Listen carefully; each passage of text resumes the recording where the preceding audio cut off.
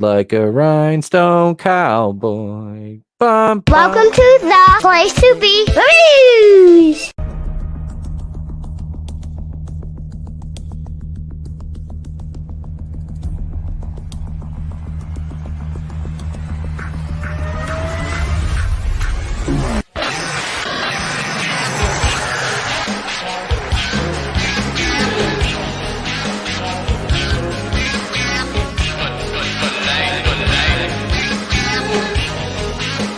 The following announcement has been paid for by the New World Order.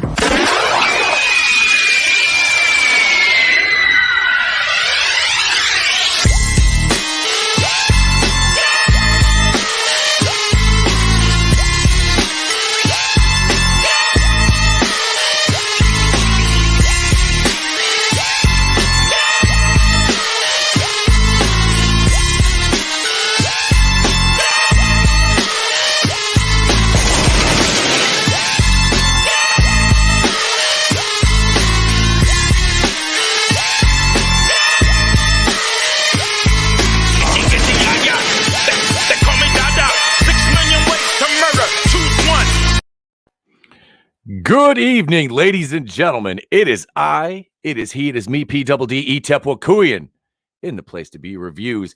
And welcome to Going Rogue. We've got a great show tonight. We've got a pair of great guests. And speaking of great pairs, the fandom menace and Star Wars go hand in hand like Ray and Janae Rice, Chris Brown and Rihanna, OJ and Nicole, Casey Anthony. Well, you get the picture. Speaking of pictures, the little boy who would be king, Gavin Newsom, governor of California. He has decreed that he will allow you peasants to go to the theater again soon. That's right. You can go watch Cosmic Sin and watch 98-year-old Bruce Willis play a fucking space marine. But no, seriously, you should all thank your benevolent ruler if you live in California. Although with the numbers that the tiny ruler threw out there, one may draw the conclusion that he's quite obsessed with size, or at the very least, a need for overcompensation.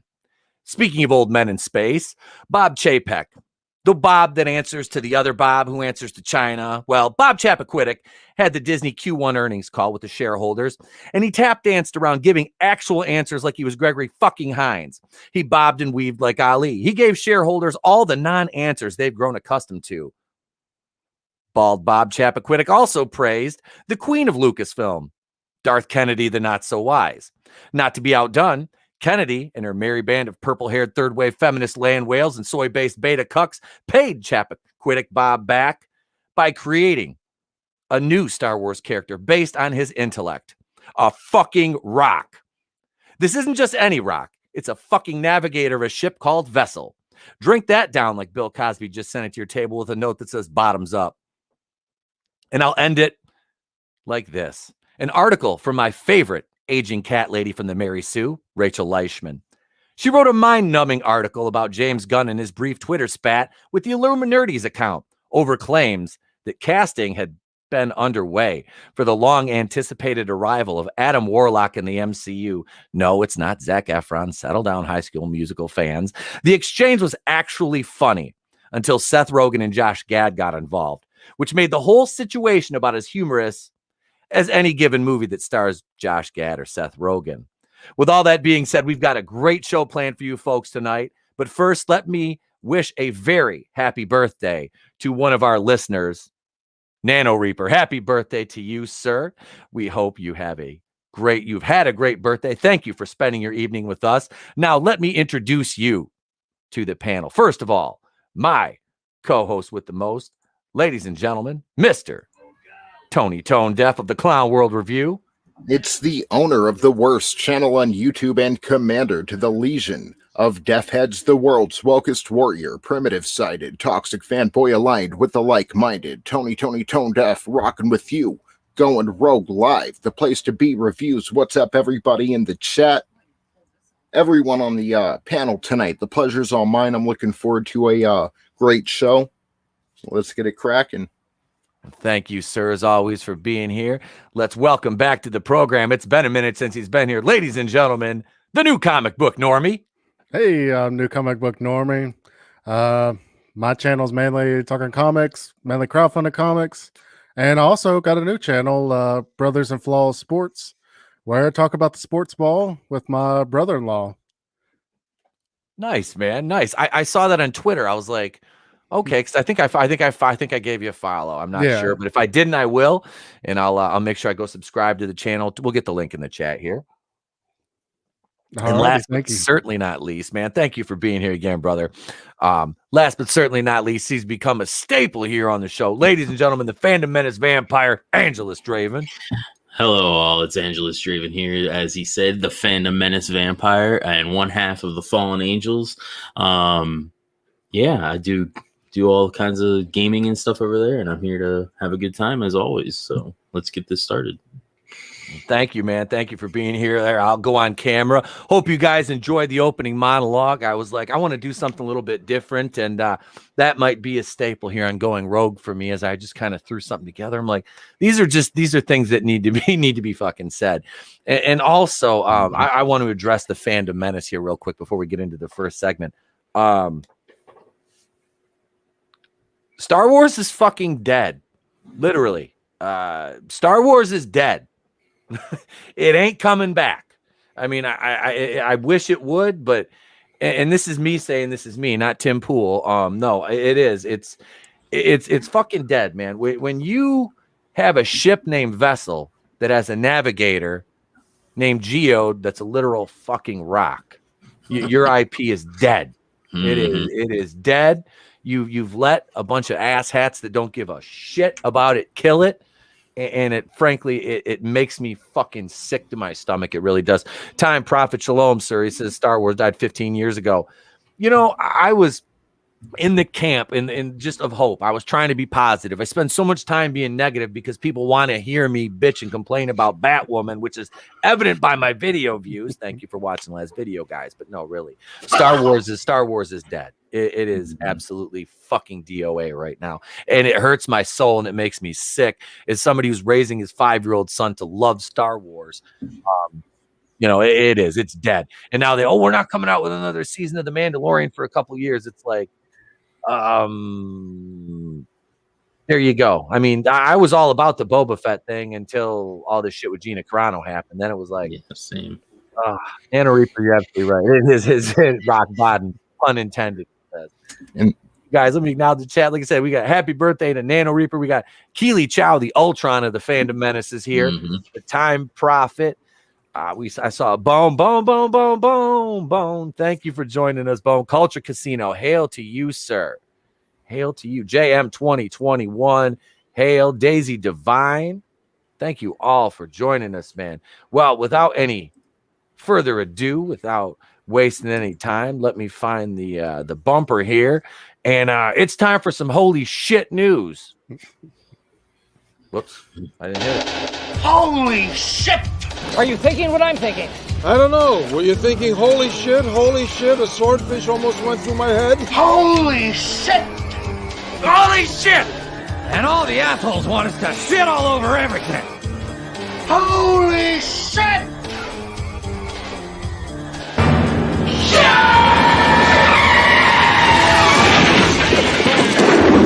Where's the Tylenol?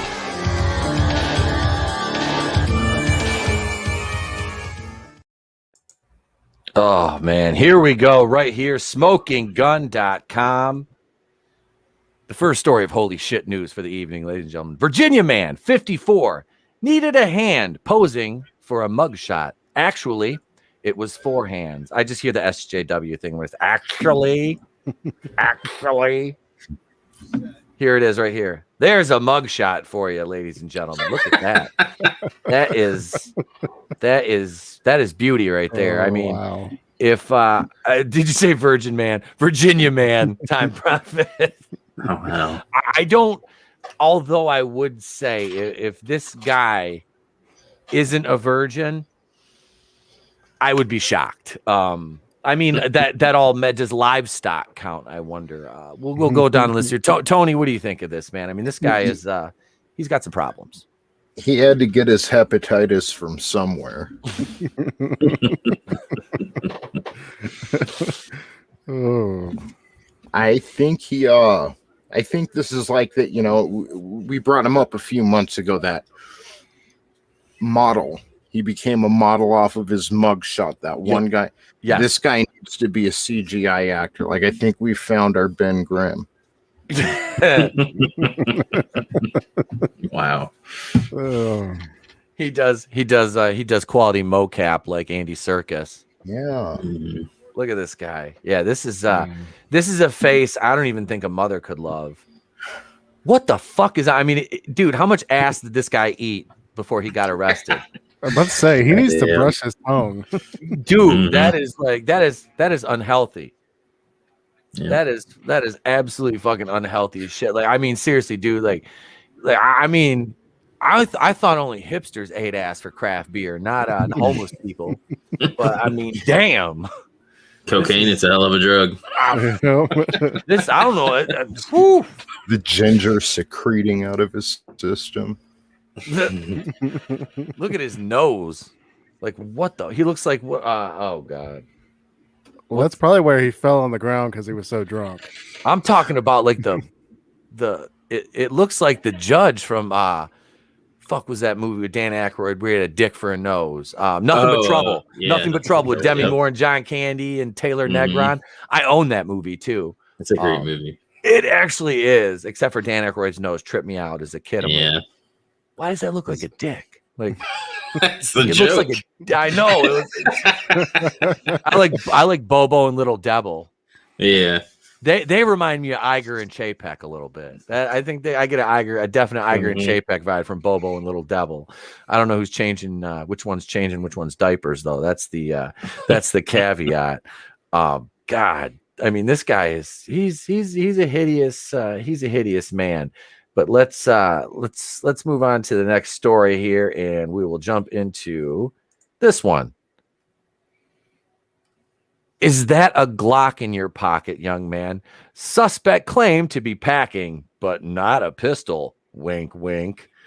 Why do I feel like that Agatha meme? I should have had the Agatha meme of her going, holy hell, he's not a virgin, but wait, Nano Reaper says he's not a virgin, but he bought and paid for the loss of his virginity. Bath salts are a hell of a draw. That's what it is. I always forget about the bath salts. Yeah. Surely he's been eating candy corns. Oh, that's right. I forgot. Time Profit's anti-candy corn. Yeah, so am I. Are you too? Oh. Yeah, fuck candy corn. Oh my God. How is all these people so like adamantly for or adamantly against candy corn? Like, to me, I'm kind of like a fence sitter. I mean, I could take it or leave it. Yeah. But there's a lot of people that are just like, fuck candy corn, or like, fuck you. You don't like candy corn? They get big mad. They get big mad. About candy corn. Like, damn, it's just candy mad. corn. I know. It's like, damn, man, it's candy corn. Can't we just? I'd rather eat Necco wafers than candy corn. Wait, what? Oh, that's like cardboard. But let's see. You can't buy candy corns in Britain. Do they just not sell them? That's because Britain's smart. I guess fucking so. Jesus. Well, you don't like Necco, the wafers, those are like man. Communist feed. Those are our wafers, comrade. Those let me go. Hang on a second. Like, I like those like mellow cream pumpkins. Those are dope. I'll get down on those. Yeah, those are all right. They're bomb. Yeah, see, culture knows what's up too. What I don't like is candy corn is trash. What I hate is like candy corn is candy corn. It's its own thing, and we don't need all the fucking flavored candy corn. Yeah, just regular. Exactly. Yeah. Those are our wafers, comrade. Those are our wafers. Hello, it's me. Yuri Grabovich from Moscow News. Very good to see you here all. Later on, my Chinese broadcast partner will make an appearance. That's what I'm supposed to say, all right? Man off camera has AK-47 pointed at me. I don't know. I just say what I'm told. And there goes the 17th letter of the alphabet sticker. Just waiting for you to show up in a tracksuit. I'll wear the tracksuit one night. I'll wear the fucking tracksuit. I wore it on... Fuck, I can't remember who's. Oh, I wore it on. It was a Friday night show on Raiders channel because we were doing an 80s movie, and I was like, I gotta wear the tracksuit, so I wore the fucking tracksuit. You got to do the whole show squatting though, in your tracksuit. Oh, my fucking knees could take that shit for fucking 3 hours. I got my drywall knee pads and for when I got to pay the rent. Anyway, March 8th, it was when the police pat down reached his groin region that Michael Phillips offered an explanation for the hard item in his underwear. That's my dick, the 20-year-old Florida man told the deputy in the fucking Pinellas County. I fucking knew it. I hadn't read this article, but somehow I was like, I fucking knew it. Pinellas County. But in fact, it was not Phillips' dick, according to an arrest record. Phillips, who was the passenger in a stolen 2015 Chevy Equinox that got pulled over Saturday night in St. Petersburg, was actually packing a Glock 23, holding a magazine with 22 rounds. According to the gun's manufacturer, Glock has a 4-inch barrel width and an overall length of 7.36 inches. After being read his rights, Phillips reportedly copped to owning the gun in his drawers. Phillips said he received the Glock as a gift and carried the semi-automatic pistol, quote, for protection. In addition to the magazine in the gun, Phillips also was in possession of a second magazine holding 23 rounds. Pictured above, Phillips was arrested for illegally carrying a concealed firearm, a felony. He was released yesterday from the county jail on his own recognizance. The vehicle's driver, Kylie Lynn Bartley, 19, remains behind bars. She's been charged with grand theft auto, a felony, and several misdemeanor counts. So, yeah. That's my dick. That's my dick. Oh, Mr. Phillips. Did he really think he was going to get away with that? Like, oh, okay. Oh, sorry, sir. Okay. Yeah. We'll just take you on to jail now. Yeah, we'll just take your word for it that that's your dick and not a fucking gun. Right. By the way, real nice. Yeah, we're all very impressed by your dick, Mr. Phillips. Either way, he was going to jail, and they would have searched him and found it anyway. Yeah. So this guy needed 46 rounds, and he was just. It was. I mean, I'm. Don't get me. Nano Reaper says they stole the Chevy Equinox. I know. Nano Reaper. Trust me. I know. They weren't planning on. It wasn't going to be a high speed chase. They were. Yeah. But this is the thing. Is like enough said about their smarts.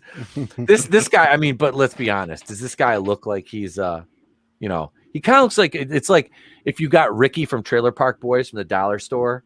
It's like you got Ricky and here's Ricky. It's like your mom's like, we got Ricky at home. See, I'm thinking this is like Odin's movie blog in an alternate universe. Where he just broke bad. Bizarro. It's Bizarro Odin. Bizarro.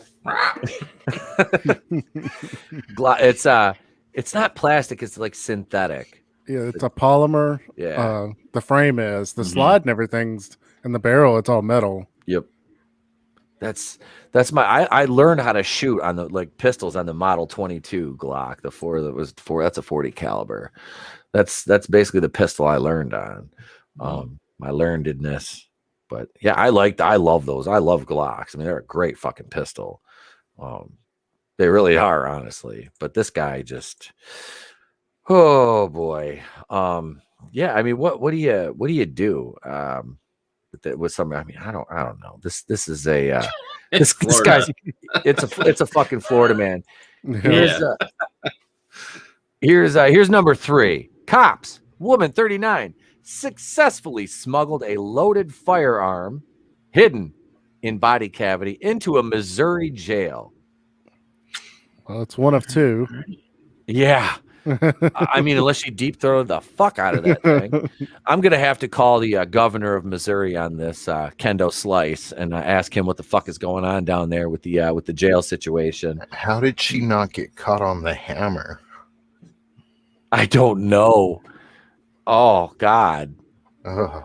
She caught the hammer on the hood? Yeah. And there goes our one female subscriber. You must have had some good kegels. Hold that shit in. So what? Definitely, it doesn't sound like it was the guy's gun from the story before. No. No, they're like, ma'am, are you pre or post-op? She's like, no, that's just the magazine. The rest is all up in there. Let's see. She says a Missouri woman arrested last month on drug and weapons charges had a small revolver hidden in a body cavity that went undetected during a strip search and 2 pat-downs, police report. The 4-inch .22 caliber, fully loaded with 5 rounds, was discovered yesterday by personnel at the Boone County Jail. The weapon, wrapped in plastic, was found among the personal belongings of Amy Natasha Wilhite, 39, who was booked into the facility on February 14, Valentine's Day, following her arrest by the Columbia Police Department. Wilhite was charged with possession of methamphetamine, resisting arrest, unlawful possession of a firearm, possession of drug paraphernalia. She was also booked for failing to appear in court in connection with prior collars for domestic assault and drunk driving. She had that thing, like a little derringer. She had that shoved up her hook. Holy shit. I've seen enough Family Guy to know that should have fired every time they asked her to spread and cough. A queef would have been deadly if she was sitting the wrong way. Ooh. After an initial search of Wilhite by the Columbia cops, they failed to locate the 4.6 ounce North American Arms revolver. A thorough pat search at the jail was followed by a strip search before Wilhite joined other detainees and general population, according to cops. It was not until 17 days after Wilhite's incarceration, jailers discovered the firearm. An investigation immediately began, and probable cause was quickly developed to believe Wilhite was in possession of the firearm, according to the Boone County Sheriff's Office. Investigators believe that Wilhite, seen at left, had the gun concealed in her vagina upon entering the jail, and that she removed the firearm from her body and concealed it with her personal belongings. After being read her rights, Wilhite admitted to possessing the firearm, but claimed she was only holding it for another female detainee, according to a probable cause statement. Other inmates in Wilhite's housing unit all stated Amy was in possession of the firearm. An investigator added, well, apparently they've never heard that snitches get fucking stitches. The discovery of the gun resulted in Wilhite being charged with another felony for allegedly introducing a weapon into a correctional facility. The recovered firearm, seen in the above police photo, a version of the firearm, retails for around $250 and features a half moon sight and rosewood bird's head grip. As previously reported in these pages, women in Tennessee, Illinois, and Oklahoma have been convicted of either trying to enter the jail with a gun in their vagina. In fact, the Tennessee perp was packing the same firearm that Wilhite had been accused of possessing. Wow. It's a trend. That's going to be a terrible reputation for them. Jesus, dude. Who can grow up watching Punky Brewster and do this? I'm just like, who can grow up learning the wonderful lessons we've learned from Family Matters and Full House and like think, I'm watching TGIF right now, but in 1,000 Fridays from now, I'm going to smuggle firearms in my vagina.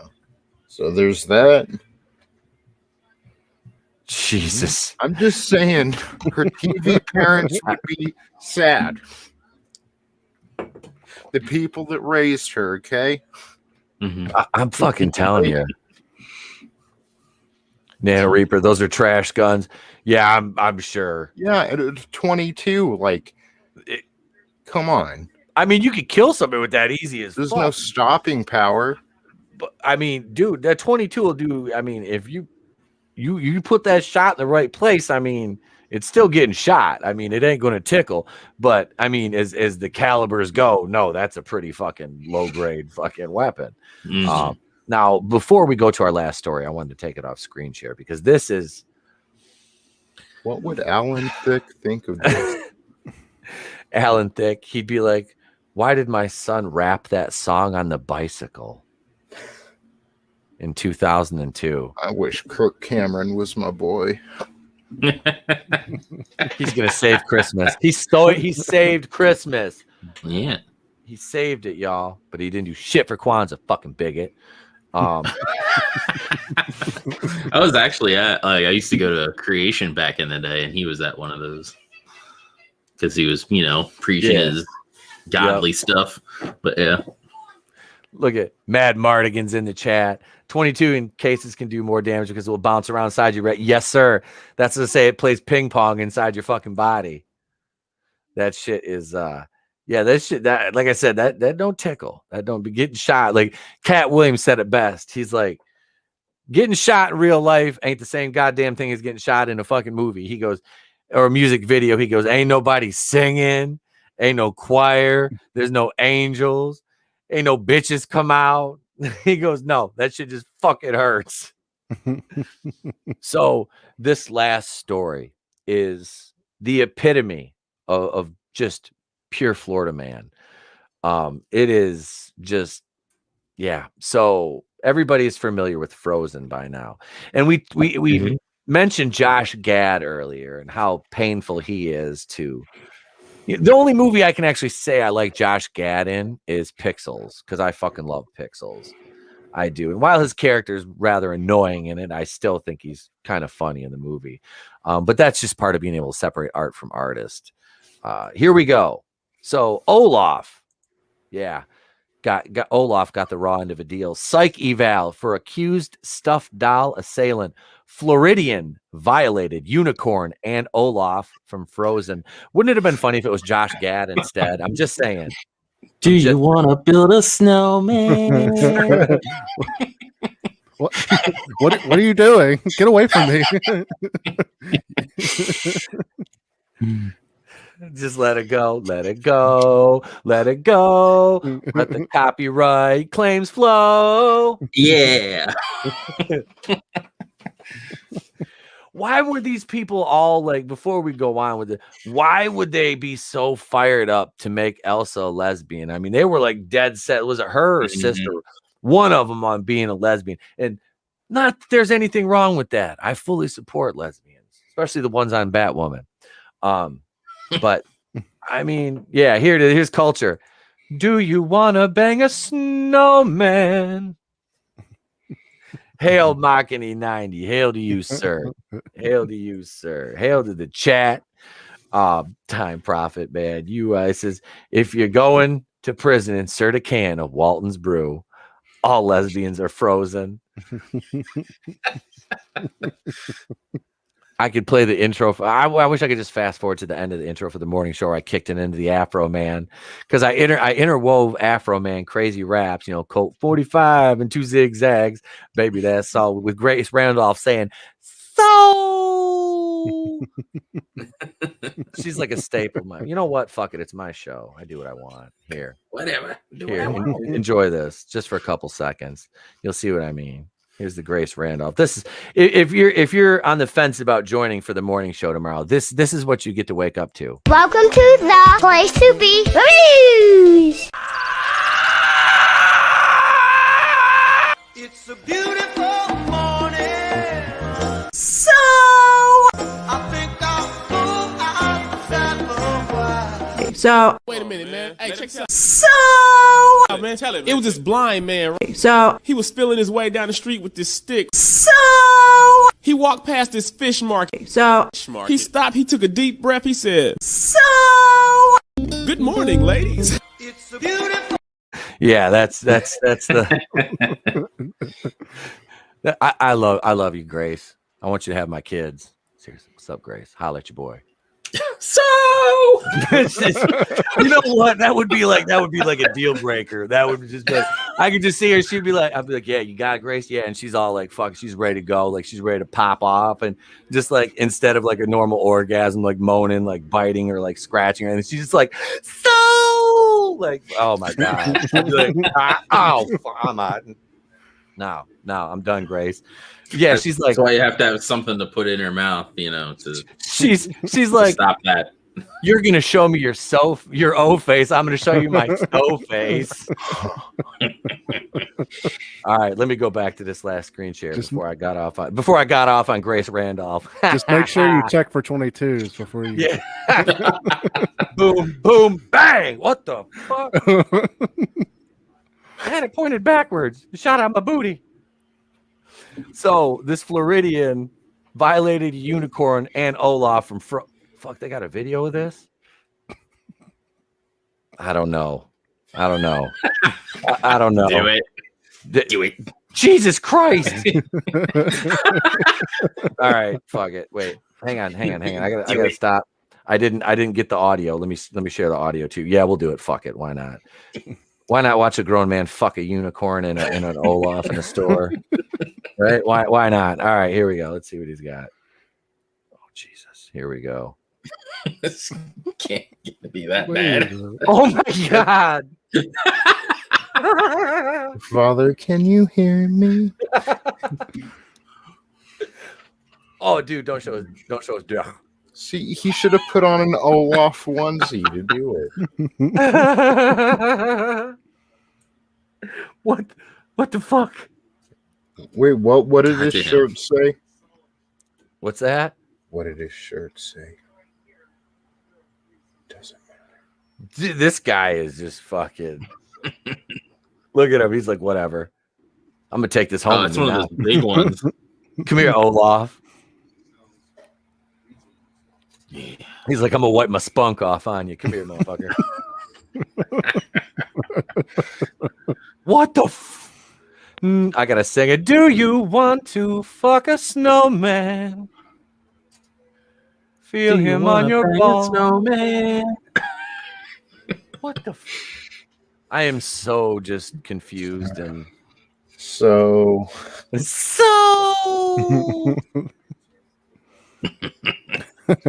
oh shit! I wiped this off. It's good as new. They'll never know. They'll never put them back here on the shelf. Get there, Olaf. Get over down the shelf.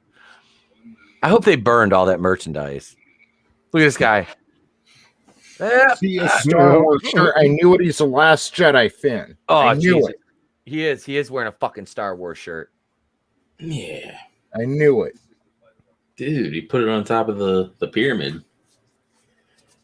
Yep, I guarantee you, he's got fucking like he cosplays as Kylo Ren. I'll guarantee it. Oh my God. Yep, just like nothing happened. I mean, yeah. Is it like when you read a meme in the person's voice? Was he thinking of Josh Gad's voice or Olaf's voice? I mean, He's like, look at that sweet white ass. Let's see, we got some. We oh shit. Jedi fans, man. Nano Reaper says $10. He posted that all the TikTok. Hey, what? Makini. On behalf of the somewhat white delegation, we've traded him to the amoebas. We've traded him to the geode ray ethnicity for another geode. So we don't claim him anymore. These are the people waiting outside Daisy Ridley and Adam Driver's house, man. Stalking his wife. Small time. If that guy's not careful, he'll get snowballs. Do you want to build a snowman, Mrs. Driver? Oh Jesus. I'm seeing some new names in the chat. Hey, if you're not subscribed yet, hit that subscribe button for me, bitch. Slap it. It's free. It always will be. YouTube kind of fucked me around. I was up to 573 the other day, and here I am back at 569. Come on now. Get me back up. We got to pump them numbers up, man. We want to get 600 by, what is it, March 10th? I want to get 600 by the end of the month. I think that's an achievable goal, y'all.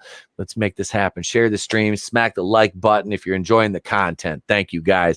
That was holy shit news. Yeah, this guy is definitely a fucking Last Jedi fan, I would say. Cavateño Cavalry Trooper Che. Mama, why does Olaf smell like bleach? Because he's malnourished. Tim Pool is honorary black anyway. I got my Nation of Islam beanie on tonight anyway, so which is kind of counterproductive to being a Heb, but hey, you know what? We got to get on unity, man, unity. All right, we're gonna go into a bumper. I'm gonna tell y'all we're going to a commercial break. Hey, hi, how you doing? It's my first day on the show. Have we met? We'll be right back with tonight's first main topic.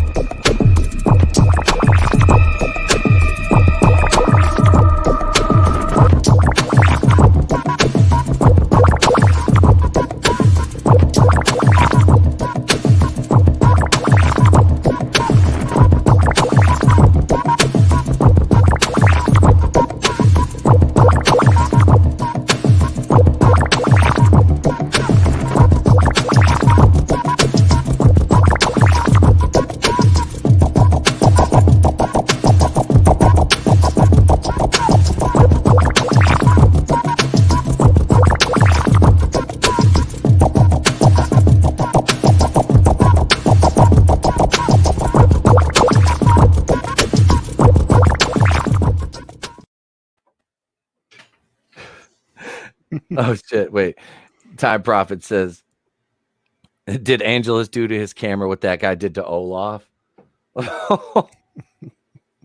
Time Prophet's busting your balls, man. Damn. Savage up in here. So we're over here on Bounding into Comics, excuse me. And yeah, rumor. This will be fun. We talked about this the other night. A new Superman written by the book is written by Ta-Nehisi Coates. Warner Brothers considering black director over J.J. Abrams to helm the Superman reboot. So by selecting a black Superman, did J.J. Abrams just push himself right out of a job? Maybe. I mean, so Warner Brothers now is stepping in and being like, you know what, JJ, you said you were going to do your best last year to deconstruct and make white comfort, ruin white comfort or whatever. So is this ruining white comfort by pushing JJ out of his job? Hey, Tina Bojan. Hello. Thank you for joining us. I appreciate you being here. I mean, is this where we're at now? JJ wanted the diversity. He's the one that was pushing for it, which is fine. We can have it, but it can happen organically. But JJ's like, hey, look, here's what we're gonna do. We're gonna cast a black Superman. Okay, we're gonna cast black Superman. Then Warner Brothers is like, hey, JJ, fuck you, get out. JJ's like, wait, what? Am I still getting paid for this? I mean, before we get into this article, what are you guys' preliminary thoughts? I think it's gonna be one of those. They're gonna name somebody, but JJ is going to be like an advisor and be an advisory role over it, and it's really just gonna be him. But in name, they could say, "Oh, look, this black director. Look how progressive we are." Yeah, I think so. What do you?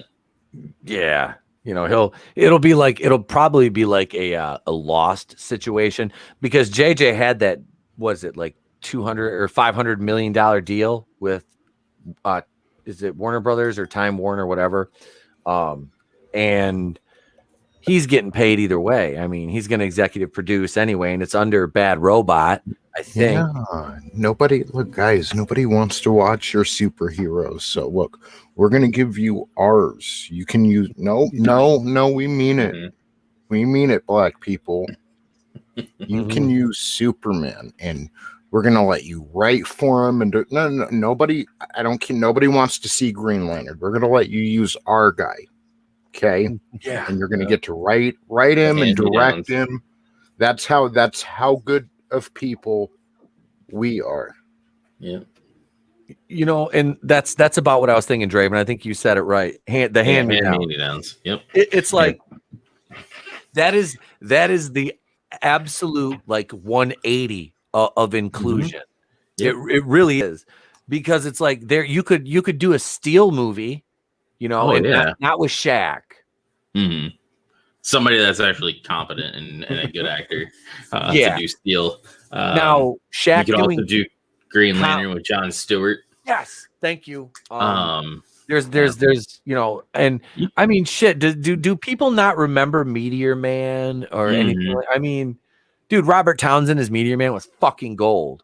Robert Townsend. For those of you, if you don't know who Robert Townsend is, go look up the man's body of work. He was fucking hilarious. He had a show, a primetime comedy show on. I don't know if it was HBO or Showtime back in the day. Kind of like a variety show. I think it was. God, that man was funny. I know what you're talking about. You remember? You know what I'm talking about. We're about the same age. You know what I'm talking about. It was funny though. I mean, but these Michael Jai White. Thank you, Time Prophet. That dude is like built for action. I mean, he is like he's like a perfect action star. I mean, he's getting up there, but you know what they say? I mean, black don't crack. I mean, seriously. Like he's like, look at Angela Bassett. Like, I don't know why they didn't have her play Maria Rambeau and Captain Marvel. If you've ever seen Angela Bassett, like, she is 55 years old. That woman is a goddess. Like, I would if she was like, hey, I'd be like, say no more, fam. I'm there. I don't even care. First 22s. First of all, her arms are a little more muscular than mine, which I'm kind of a fan of. Second of all, she's gorgeous. Like I watch her on what is that? She's on that goddamn 911 show. She's playing like a female cop on there, and I'm just like, God damn, she does not age. It's just beautiful. I was like, give her a goddamn Marvel role. Like, why don't they put her in the Eternals? Well, that's like now, like they want to tokenize all these things and give all of the white superheroes and basically hand-me-downs to other races or genders or whatever. And you could open an encyclopedia for Marvel or DC and find like tons of black or whatever superhero you want. And superhero movies are so popping off right now that you could throw whatever it is at the wall and people will go and buy it. Like, I don't understand why they want to push all this stuff when they already have these characters already in place and they think that they're not going to do well because they're not like mainstay names like Superman, Batman, or whatever. It's like, I just don't get it. Well, look at Guardians of the Galaxy. Who really knew the Guardians of the Galaxy before the movie came out? I had no idea who the hell they were. And I know a lot of people didn't, but it still was a good movie, and it's still got a lot of money and everything. So and you got like Eric July, who comes out with a video. He came out with this video like 2 years ago, and it was like 5 different black superheroes that they could just start a movie with or start a comic book with, and they already established characters that they don't even have to, you have Brother Voodoo, swap. You have, Luke Cage. The list goes on. Like, he can name like tons of black superheroes, and they just don't want to promote them, or they have a show of them and then they cancel the show, and then we don't know whether or not we're going to get them back or not in the MCU. Like, as an example with like Luke Cage and stuff like that. Or they have a show with them and then put all these like SJW writers or writers who don't know what the hell they're doing. And then it's terrible. And then it's like Black Lightning. Yeah. Dude, why haven't they introduced Rock Python yet? In the fucking MCU. I'm sorry, he's a black supervillain though. They'd probably freak out if you had, like, people were freaking out. I haven't seen the episode 2 of Superman and Lois. I've been waiting because me and Enter the Unfamiliar are going to review it. But the Luthor character in it is black. The caveat is he's a good guy from another dimension where Superman is bad, and motherfuckers are freaking out over it now on Twitter. So it's a black Luthor from another dimension? Yep. Yeah. Hi, they have the Lex Luthor in that dimension already. Yeah, I don't know, but dude, the who premiere was played by the guy from 2.5 Men, and John Cryer. He's Ducky in Pretty in Pink. Candles. Yep. Yeah. Well, yeah. Black Superman, Keely Chow. You got Val Zod, Calvin Ellis. I didn't know who Icon was, but they got but so the character, because I didn't notice it because they only show him from the back of his head one time, and with the lighting, it just looked like it was kind of like a shadow cast over. You know what I mean? Like you couldn't tell definitively. And Enter the Unfamiliar and I were reviewing it, and he was like, "Well, yeah, they made Luthor black." He goes, "And it really wasn't even they didn't make a big deal out of it or anything. It was just like a passing thing." And I was like, "Wait, what?" Like I didn't even catch it, and I'm like, "Okay." So Jay explained it to me. I'm like, "Okay." I'm like, "So he's from another dimension. All right, cool." So because he knows Superman better than I'm not a Superman fan. I'm really not. I'm not either. I mean, I don't like hate the character or anything, but so in this Superman, there's 2 Lex Luthors on the same Earth, or at the same time. Well, he's not. This Luthor is not. He's not from that Earth though, because they show him in like a spaceship. So he is like. I was asking because I remember one of the Batwoman. Didn't know Batwoman? There was 2 of the Alices. And they couldn't exist at the same time? Yeah, she came from the multiverse. Yep. So in the Superman in the Arrowverse, and wouldn't the same rules apply? They should. Technically, the universe that Supergirl is from is a different universe than the main Arrowverse. So, Supergirl is on another Earth. Okay. And that Superman is on her Earth. So, yeah. Oh shit! Because originally Supergirl was on another network, and then that's basically how they retconned it into making sense. Yeah, dude. Supergirl started out on CBS, and they shit canned it after the first season and shipped it down to the minors of the CW. Vinny Hart says they told Luther to be less white. Yep. Honestly, though, it's not. It really wasn't a big deal to me. Marvel created a superhero that isn't white. Bulletproof. Oh, that's like when Batwoman, when one of the, I think it was like the first or second episode, she's swinging on the fucking like the batapult. I think that's what we call it, the batapult, and she's like, the guy's shooting at her, and the bullets are just pinging off of her, and she's like, "I'm bulletproof, bitches." I'm just like, oh god. What about?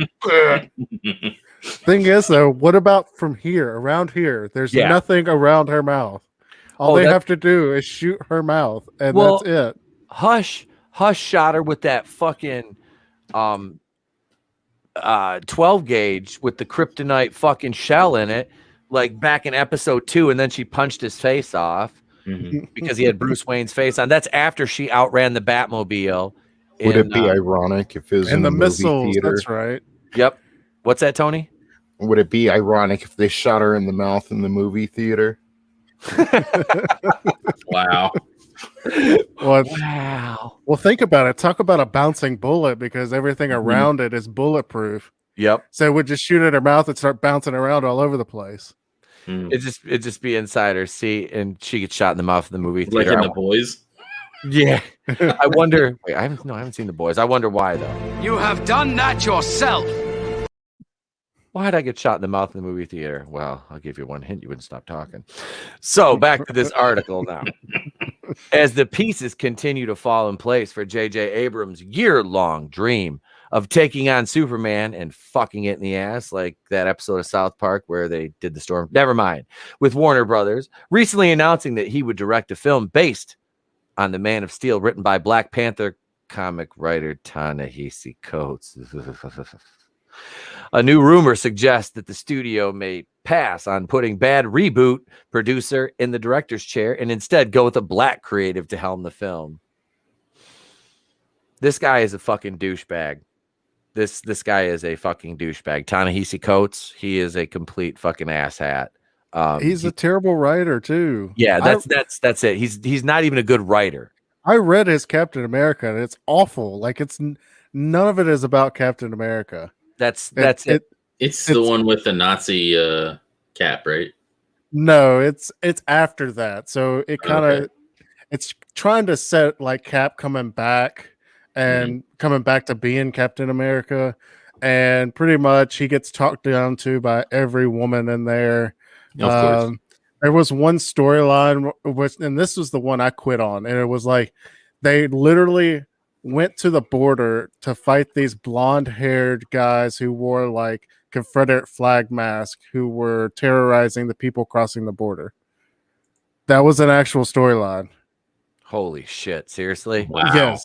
And after that, and then when Captain America's like, well, they are kind of breaking the law, and then this woman was like, pretty much just talked down to him and called him a piece of trash, and it was like, I was like, I'm done. I'm done. I quit, and that was the first comic I dropped from my pull list. That sucks. That's it. That sucks, dude. That seriously, that fucking sucks. To have to because like you're invested in something, and then it's like yeah, you know. And that's the thing is like they try, you know. I don't care if you want to come to America. My family is what, third generation. I mean, not even third generation Americans. I mean, just do it legally. You know, fuck. Man. I'm sponsoring somebody who's been living in this country illegally for 20 years. I'm sponsoring him to get his citizenship. All right, I've been working on this shit with him for years. All he does is work fucking 90 hours a week, pays fucking taxes.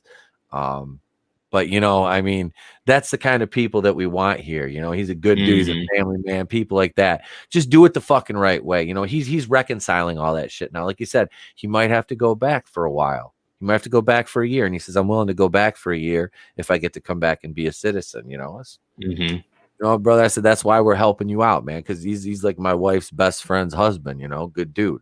So I don't have an anti-immigration stance. I do not, trust me, but I just want people to do things the right way. And if, like I said, if you come here like that and you're just working, then you're not bothering anybody. You're not hurting anybody. Did you do something? Yeah. But if you come here and you're breaking the law and leeching off the system that we have Americans here that need that. I'm going to get off my soapbox now. I'm sorry. I kind of just went off the fucking deep end there. Well, I think my biggest problem with it was like, you could have done like an allegorical story about that. But you're either one, you're just such a terrible writer, or two, you're so fucking lazy and you don't care that you literally wrote that story. And it was just like, yeah, I was like, I'm done. And then having the woman talk down to Captain America, and it was like, I was like, Captain America fought real Nazis. Yeah, and you're calling him a Nazi. Like what? Yeah. Well, that's the day and age we're in. It's the whole anybody you disagree with is a Yahtzee. So I mean, it's just like what the fuck, this. Go ahead, Tony. It's just the presentation of all this. Like they stroll these people out like, look, Superman's finally gonna have a black writer. Superman's finally gonna be a person of color. Like, great, I've never made a Superman movie. That's all you guys. That's all you guys making the comics, and like, it's just so bad. It's like finding a 43-year-old who finally learns you don't just take things out of the grocery store and leave. And every time you go to the grocery store, look, I'm not stealing that Snickers bar. Good for you. That's a lesson you should have learned years ago. But you don't need to preach to me about how it's wrong to steal that fucking Snickers bar now. I know that. I'm not the one making these fucking characters. I'm not the one writing these stories. So if you have an issue with the diversity of previous franchises or characters, or if you think this character is a Yahtzee by today's standards, I mean, that's all you guys, and that's your history, and that's your mind frame. You don't know what it's like to be a normal person. No. Yeah. Y'all are way up there on your soapbox. You lost touch with your humanity a long time ago. So that's my thing. For all I know, a black person wrote Man of Steel, and that's how it kind of should be. I mean, I want to be recognized for my talent, I guess. I don't know. It's just the presentation of all of it's just kind of disgusting. Absolutely. Well, it's like they throw it out there like the deciding factor. Like, okay, like I understand that if you are trying to get, let's say, a 100% authentic portrayal of what it's like to be, a black, man or woman in America. Okay, so you might want to have a black writer who has lived the black experience on that. I understand that. I'm not going to pretend I know what it's like. I mean, could I draw a somewhat, probably pretty well written account based on the fact that I know black You're people. in touch with your humanity. That's it. It's just the human experience, and now, like I said, can I write for the nuances of no? So like I said, having a writer who has had the experiences of the character that's being written for. All right. But if we're talking about a superhero, a fictional character, Superman is not from Earth. Okay. He learned his mannerisms, as he grew. But he's not from Earth. So it's like, couldn't pretty much anybody write or direct that? You know what I mean? It's just, I don't know. Like I said, if you want to have a black Superman, there's been black Superman, that's fine. But I like the hand-me-down theory. I don't see as how this benefits anyone. I just see this as lazy, and it doesn't do justice if you're trying to be inclusive. It really doesn't do justice to inclusivity in its truest form, because giving somebody hand me down isn't really lifting them up at all. Like you said, it's like, here's my, I don't want this anymore. Here, you can have it now. Sloppy seconds. Yeah, like, well, it's I don't know. It just seems kind of. And when they actually do something that is like an actual black superhero, it's always got to be about race and something like that. It's like, just let them be the superhero. Like, it doesn't have to be the oppression Olympics every freaking time you do. Yeah, exactly. Like, just let them be a superhero or a character that has nothing to do with being oppressed and all this stuff. It's like, just write them as, say, a white person, but they just so happen to be black. Like, it's not that hard. It's fiction. Do you know who I genuinely feel for in all this? Who's that? The big percentage of our country, everyone in our country that isn't black or white. Yeah, because they're like, what about us? Because they're just standing here like, this is stupid. Yeah, all of it. Just, this is stupid. Can we? I don't know. It's just, they're the real victims. Yeah, the bystanders who have to put up with this bullshit. Yeah, it is the thing. Okay, so this is the thing about the problem right now is people are actively looking for the racism in everything. They're like, there's a boogeyman around every corner. You know what I mean? With a white hood on or something. And it's like, it's not like that. You talk to people from other countries and they come here, and America is the least racist country. Like, seriously, do we have a bad track record? Yes. But is it better now here than it has ever been before? Yes, it is. It is. And if you go, I mean, look at our overlords in China. Look at, dude, the damn country that blocks my Monday night video. The 4 countries I get a copyright claim from. Okay, every Monday night: Syria, Iran, China, and I can't remember the other one right now because I'm a little stoned. I'm not going to lie. But Cuba, it's Cuba. So Syria, Iran, China, and Cuba, or North Korea, not China. North Korea and Cuba said that they blocked my video because of copyright, because of the music. Those countries right there. Let's just take a second to examine human rights in those countries. We're done, because there really is none.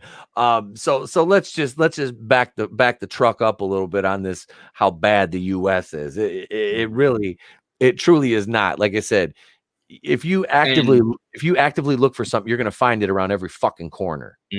And I know this isn't necessarily a political show, but all the people complaining about how bad America is, if it's so bad, then why are you so hell-bent on letting people come into the country? If it's so bad, you would be telling those people to go away and not come to this country. Yep.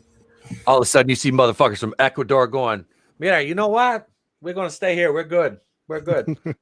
Mm-hmm. Fucking Ecuadorians and Guatemalans like, nah. It'll be fine. When you talk about the people that are always looking for racism and everything, but we have all these SJW things, and especially pop culture that's been shoved down our throats since 2016 to that now. Even us, when we see something like this, it's like, okay, where's the SJWism in it? It's going to be woke. Where's it? It's going to be, and it's even got to the point where it's kind of like, I know I see it sometimes myself when I'll look at something, I'll be like, okay, that's going to be woke as shit. And then I'll read it and like, they're really not that bad. Yep. Hell, even the new Tom and Jerry had like a little quip thing in it that was like, she's like trying to capture Tom or Jerry, and the one guy shows up and he's like, "Oh, hey," and she's like, "Oh, I don't need no man," like kind of like why do you even gotta say that? Like, just continue the conversation. Like, it just takes you out of whatever you're watching at that point. Did you just assume my gender, bigot? Yeah. I know, right? Holy shit. So we'll jump back in this article here. Courtesy of a new exclusive from Giant Freaking Robot, reporting on information provided to them by an alleged inside source, Reddit. While Abrams is still DC and Warner Brothers' top pick to direct, they are also considering giving the job to a person of color. Is it this guy?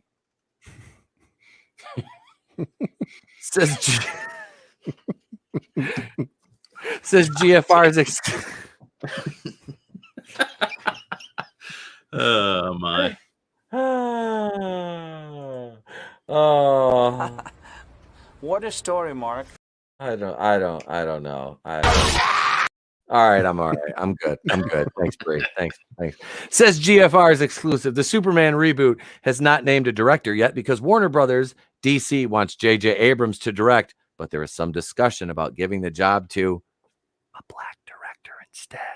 They add, for that feeling among studio executives is a black director will provide both good optics and, if the rumors that Abrams and Coates plan to race swap Big Blue hold true, accurately represent the main character's perspective. Additionally, Iron Man 2 vibes. Why don't they just do a Blue Beetle movie? I don't know. J.J. Abrams. He's a black superhero. Just do a freaking Blue Beetle movie. Like, there you go. Check mark checked. I have a feeling in 9 months, J.J. Abrams is going to be like, what do you mean droid's better? Droid better. Droid better. Oh, God. Thanks, Ivan. Additionally, Warner Brothers has not yet narrowed in on a star for the film, but there's a belief the role will be race-bent for the first time. Rumors suggest that Michael B. Jordan is a frontrunner to don the last son of Krypton's signature tights. But it's a Superman script. Droid better. But he's a man named Kal-El from Krypton. Droid better. I want my bird. This bird right here. This is a great bird. I want my bird. No, bird. We had to go through so much to get you this bird. I want you to be fucking grateful we got you this bird. I love Justin Hammer. He was such a little swarmy fuck, but he was great. They need to bring him back. You mean JJ? Oh, God help me. My fucking brain hurts.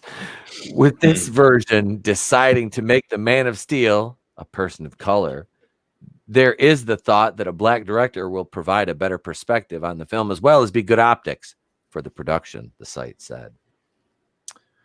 GFR further remarks that with representation being such a big deal in Hollywood with famous IPs, having on both sides of the camera might be non-negotiable. Negotiable? That's fucking great, ETAP. That's fucking great. That's just fucking great. And it wouldn't be filmmaking. Words are hard, ladies and gentlemen. Words are hard. And it wouldn't be filmmaking in the 2020s, I say completely tongue-in-cheek, if diversity wasn't on their list of priorities. While GFR's source notes that such a decision, if it is on the table at all, has not been finalized. That said, I and most of us can agree that there would be an upside to Abrams staying out of the director's chair and strictly producing. His past efforts up to and including The Rise of Skywalker have generated strongly divided reactions from the audiences, and many ultimately wishing that the Alias and Cloverfield creator never laid eyes on their inviolate franchises. Cloverfield, they're doing a sequel to. I'm actually bound by law to go see it, unfortunately. So I'm going to go watch that. My buddy dragged me to go see it. Like one of my best friends from high school. It was like 2007. Let's go see this movie called Cloverfield. I'm like, all right, check it out. You know, I didn't know shit about it. I didn't look into it or anything. We just went and watched it, and I was like, at the end of it, I'm sitting there going, motherfucker, you made me ride 45 minutes in the car for this. I'd fucking stab you. Like, I was like, I did not like it. I've watched it a few times since then. It's not bad. Now I put it in the frame world of, it exists in that time when that found footage was still relatively fresh and it was being, kind of perfected at that point because you had the Paranormal Activity type movies. But yeah, JJ just, I don't blame him for Lost, or I don't blame Lost on him. I don't know. He wasn't really involved in it that much. But Alias, I never really watched Alias. All I know is he fucked 2 Star Wars movies up. And from people in the know, I'm not a Trekkie. The Star Trek movies he did weren't that good. So I don't know. Let me acknowledge the chat here real quick. Shell back, hello, sir. Said optics are all they care about. Hey, who's this? Who's this guy?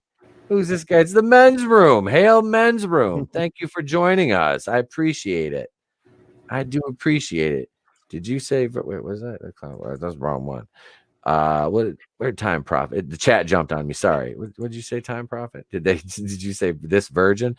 I might have. I don't know. I don't know at this point. I'm pretty much on autopilot. Yeah, JJ is really bad at like finishing stuff. That's his problem. That's what his wife said. Mazel tov. I'll be here all week. I'm not going to break the glass. I already broke a wine glass earlier. I'm not going to do it again. Anybody have any thoughts on this before we switch topics? I mean, I'm honestly, I'm all. If you want to tell a story about a black Superman, I know I was giving him shit earlier. Like, you can use our superheroes, but I mean, it's a just fact. It's a reality. They're going to race swap, so it's like I don't have an issue with the black Superman or anything like that. It's just, again, the presentation of everything. Like, it looks like they're going for their Black Panther now, but with Superman, with black directors and Black Cat. And I mean, good for you, but there's just a lot of talented people out there from all different shapes, sizes, colors that I think Warner Brothers is missing out on, and Marvel and everyone, by just worrying about this binary it's either not white or pro-black, and it's like, well, what about, again, everybody else out there, and I don't know. I think it's time. We do have a lot of black superheroes in the MCU, and they need to get some more over in the DCEU, but maybe let's get some actual diversity in there at some point.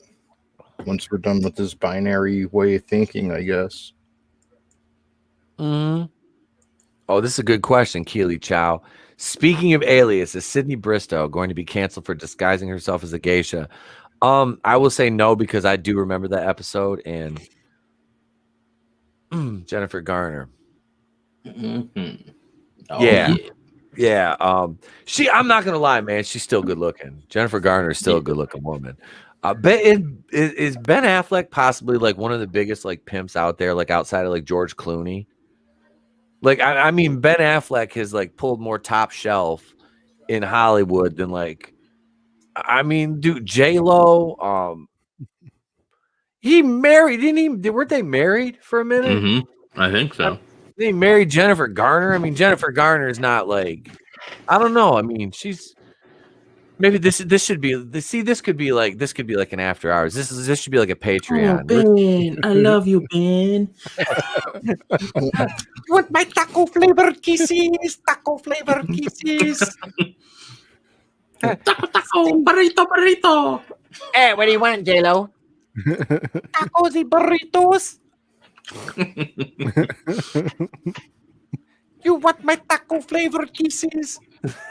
It's not racist if South Park did it, right? Oh, hell. I think that's coming. Speaking of which, I don't even watch that. I think that's on tonight, isn't it? Like the premiere. Vaccine special is on. Yeah, see, I haven't watched it in probably what? When was PC Principle started? What was like 2017, something like that.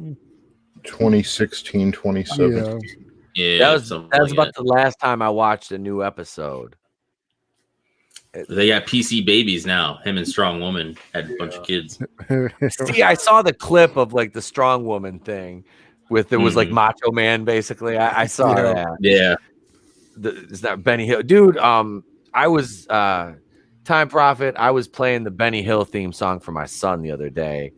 He laughed. I said I showed him a clip of the band. I said, "This is what this music's from, buddy," because I used it in one of my videos before, and he got a kick out of that.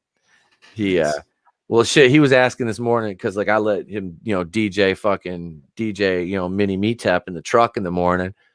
What do you want to put on, bud? And he grabbed my phone and the motherfucker went right to this morning. We got Glenn Fry. We got The Heat Is On from Beverly Hills Cop. I was like, nice, my man. Oh yeah, dude. It's like I like he loves like, what is it? The Godzilla by the Blue Oyster Cult. Because he loves Godzilla movies. So songs about Godzilla, he fucking loves the shit out of that song. So we go back and forth between that one and the one by Serge Tankian, which is actually not bad. I like the Serge one. That's really good. Yeah, the Serge Tankian version is pretty good.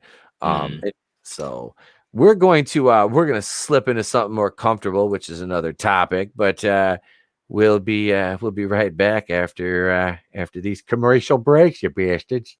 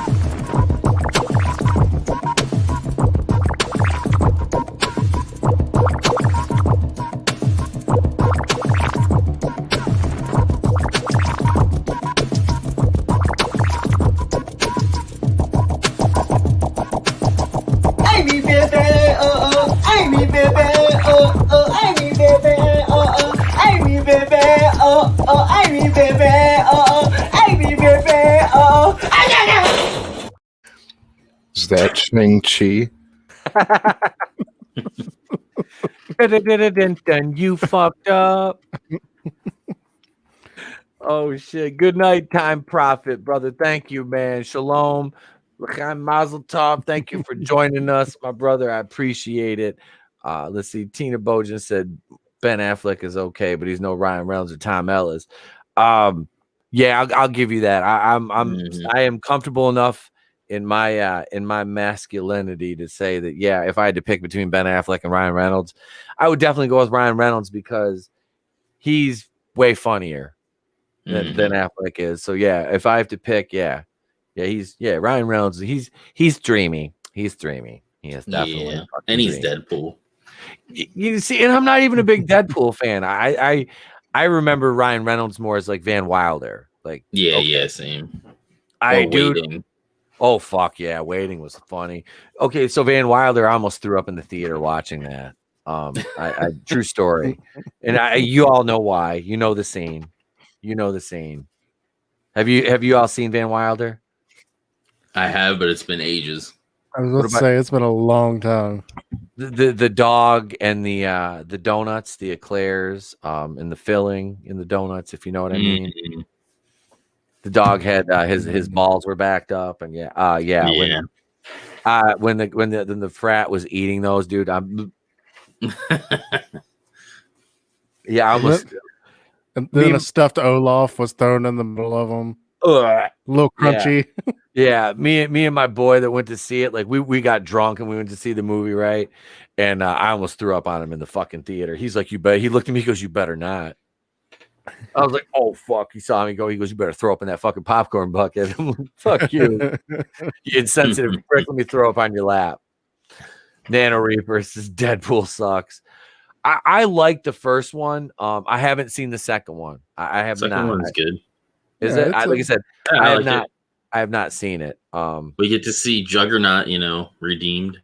Yeah, that's Bullet Tooth Tony there from Snatch. What's his name? Vinny Jones. Vinny Rain. Yeah, Vinny Jones. Yeah. Vinny Jones. But he's not Vinny Jones in Deadpool. No, he's I dig that motherfucker's funny though. But here we are, something we don't normally get to do. And I found this article. It came out about 4 hours ago.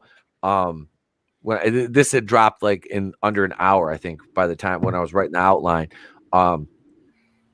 A fun fucking article we get to cover. Is anybody here American Dad like fans at all? I haven't watched since the pilot. I've watched a lot of it, but it's been a while. I haven't watched it, and it's been a little while, but I've seen pretty much the whole series. Like I got the original episodes I think were funnier, but probably one of my favorite gags on the whole show is Roger's like intricate plan for revenge on Haley and Jeff. If you guys remember that episode where he follows them, they steal like $50,000 from Stan, and I can't remember where they are, but Roger shows up and he just goes, I will now put into motion the wheels for the most intricate, intelligent plan for revenge. And they're like, oh, yeah, because he's going to steal the money from, like, Haley's like, what is it? And he just sits there and he goes, meow, meow. And he just keeps making that fucking noise, like, wherever they go. Like, the fucking, like, concierge, the little, like, I think they're in, like, Thailand or wherever. He's like, it's me, ping. And you fucking see Rogers on his back and he turns around. He's on a parachute and he's like, meow. It's fun. I can't do the noise, but it was so fucking like I was baked as shit the first time I watched. I'm not gonna lie. I fucking I died, dude. I died laughing. What's up, Tony? My issue, I don't mean to like shit all over the show. I don't care. It's had its moments, but it's just very dated, and I think it was really good for like when George Bush was president. Maybe a little bit after that, but I mean, like, it's just dated. I mean, the way the character Stan is, and then like there's not many goth anymore. Like Haley would be short blue hair by now, and Steve would be a woman. And I mean, I know where these characters are headed, and I don't like it. Steve, like Steve, have you know those couples, those trans couples where the husband's pregnant? That would be Steve and Meg from Family Guy when she becomes Ron. Dude, was I telling you the other day, Tony? I can't remember if it was you or not. I was like, dude, my sister, my middle sister, the one I don't talk to anymore, she's Meg from Family Guy. She's Meg. She literally is Meg. She is Meg. With the show, I actually liked the pilot. I thought it was hilarious, especially when he's what is the son's name? I forget. The guy with the glasses on American Dad. On American Dad, yeah. Steve. That's Steve. Yes. Okay, Steve. He's like, I guess, the hall captain or class president or something. In the pilot, and like the mascot comes in. I forget what he says, but he starts riding the mascot because it's a bull. And I don't know what it was, but it was just fucking hilarious. And then I watched the episode after that, and I'm like, what the hell is this shit? This isn't the same show. So the show is, like you said, it has its moments, but episode. The peanut butter episode is a highlight for me. Episode, which one? Where it was like the Da Vinci Code, but with peanut butter. Fuck, I don't remember that one. Yeah, I don't remember that one either. It's one of those ones too. Like every time I turn on the TV, I'm like, "Oh, American Dad!" Every 6 months, it's that one playing. But it's like where Steve figures out, like, which I agree. Like, I'm sorry, you can't tell me no one didn't think to mash up peanut butter before 140 years ago. No, but no, there's supposed to be, it's like the Da Vinci Code, but with peanut butter. Steve finds something out, and Stan's supposed to be on his side and helping him, And then Stan betrays him, and there's just this whole conspiracy to cover up how peanut butter was made. And it was a crazy episode, but it was a good one, especially for a Steve episode. One of my personal favorites is when Roger becomes head of the neighborhood committee and he's standing under the fucking street light. Was he El Perro? No, is it El Perro no es bueno? You know what I'm talking about? He sings and he's doing the fucking Spanish dance under the. Hang on a second, god damn it! I'm gonna fucking find this for you. God damn it! I wish we could get like. I'm not gonna go on a live action cutaway right now. I'm gonna stick to the article. Because I was gonna go look a fucking clip up, man. What's happening, dude? One glass of wine and edible. I've been hitting my pen, and I'm like, I'm motherfucking live, and I'm like squirrel. There it is. So let's check this out. Now, Roger, this is my whole thing about Roger. I love Roger because he's such a fucking asshole. Like, he's just a narcissist. He doesn't fucking care. Like, everything is like he got mad because they didn't celebrate his birthday. I'm like, I love Roger. He's such a prick. On American Dad, Roger is known for his unpredictableness and ability to hold a grudge, even over the smallest of things. When it comes to the characters who stand out on American Dad, few make the impression that Roger does. This alien likes to drink, loves to watch TV, and hates being bored. Roger is quick to anger and prone to holding grudges. If anybody should be aware of the alien's vengeful tendencies, it should be Steve. Little bitch made ass. 4 years before meeting Roger, CIA agent Stan Smith was at Area 51 when an alarm went off. An alien had gotten loose on the base and everyone was searching for him. Stan cornered Roger just before he was knocked out and grenades were tossed into the room. Instead of fleeing on his own, Roger rescued an unconscious Stan and made their escape together. Feeling indebted to the gray alien, Stan has harbored Roger at his house ever since. Oh, shit. The problem with Roger is that he'll turn on anyone at a moment's notice, including his new family. This is best exemplified in season 1, episode 14, Stanny, Get Your Gun, when Steve eats the last cookie that Roger wanted. When Roger complains to him, Steve simply responds with, "You snooze, you lose." Considering Steve had been living in the same house as Roger for more than 4 years at this point, he should have known better than to set his alien friend off. It's hard to say if it was eating the cookie or Steve's glib response that caused Roger to snap, but he did. I feel like that's a Morgan Freeman moment. But Steve would soon find out that Roger meant business. That cookie was no laughing matter. Is there a fucking list on this bitch? There ain't no list. That's it. It's about the fucking cookie. Because it's petty. Yeah. So it was over a cookie. This article was a honey dick. It just reminds me of something Cartman would do. Yeah, it does. Like, fucking love Cartman. Because I was South Park was playing live like different clips on their Facebook today, and one of them was the Chili Con Carnival one. Oh, that's so good. Tenement, I made you eat your pants. Oh, look, the tears of unfathomable sadness. Yes, you're so sweet, Scott Tenement. Well, just even like Stan and Kyle, just like, oh yeah, dude, we don't need to mess with him anymore. That's. I have always wanted to see Cartman just like destroy Stan, like just like utterly just destroy him. Like Stan is a little out of all the characters, like Stan is literally the most unlikable. Like he really is. I like Stan, like the whole thing where he's like maturing and everything is shit. That's the only part I really liked about him, like in the later seasons. Yeah, because I'm like, I can see Pepper's Penguins.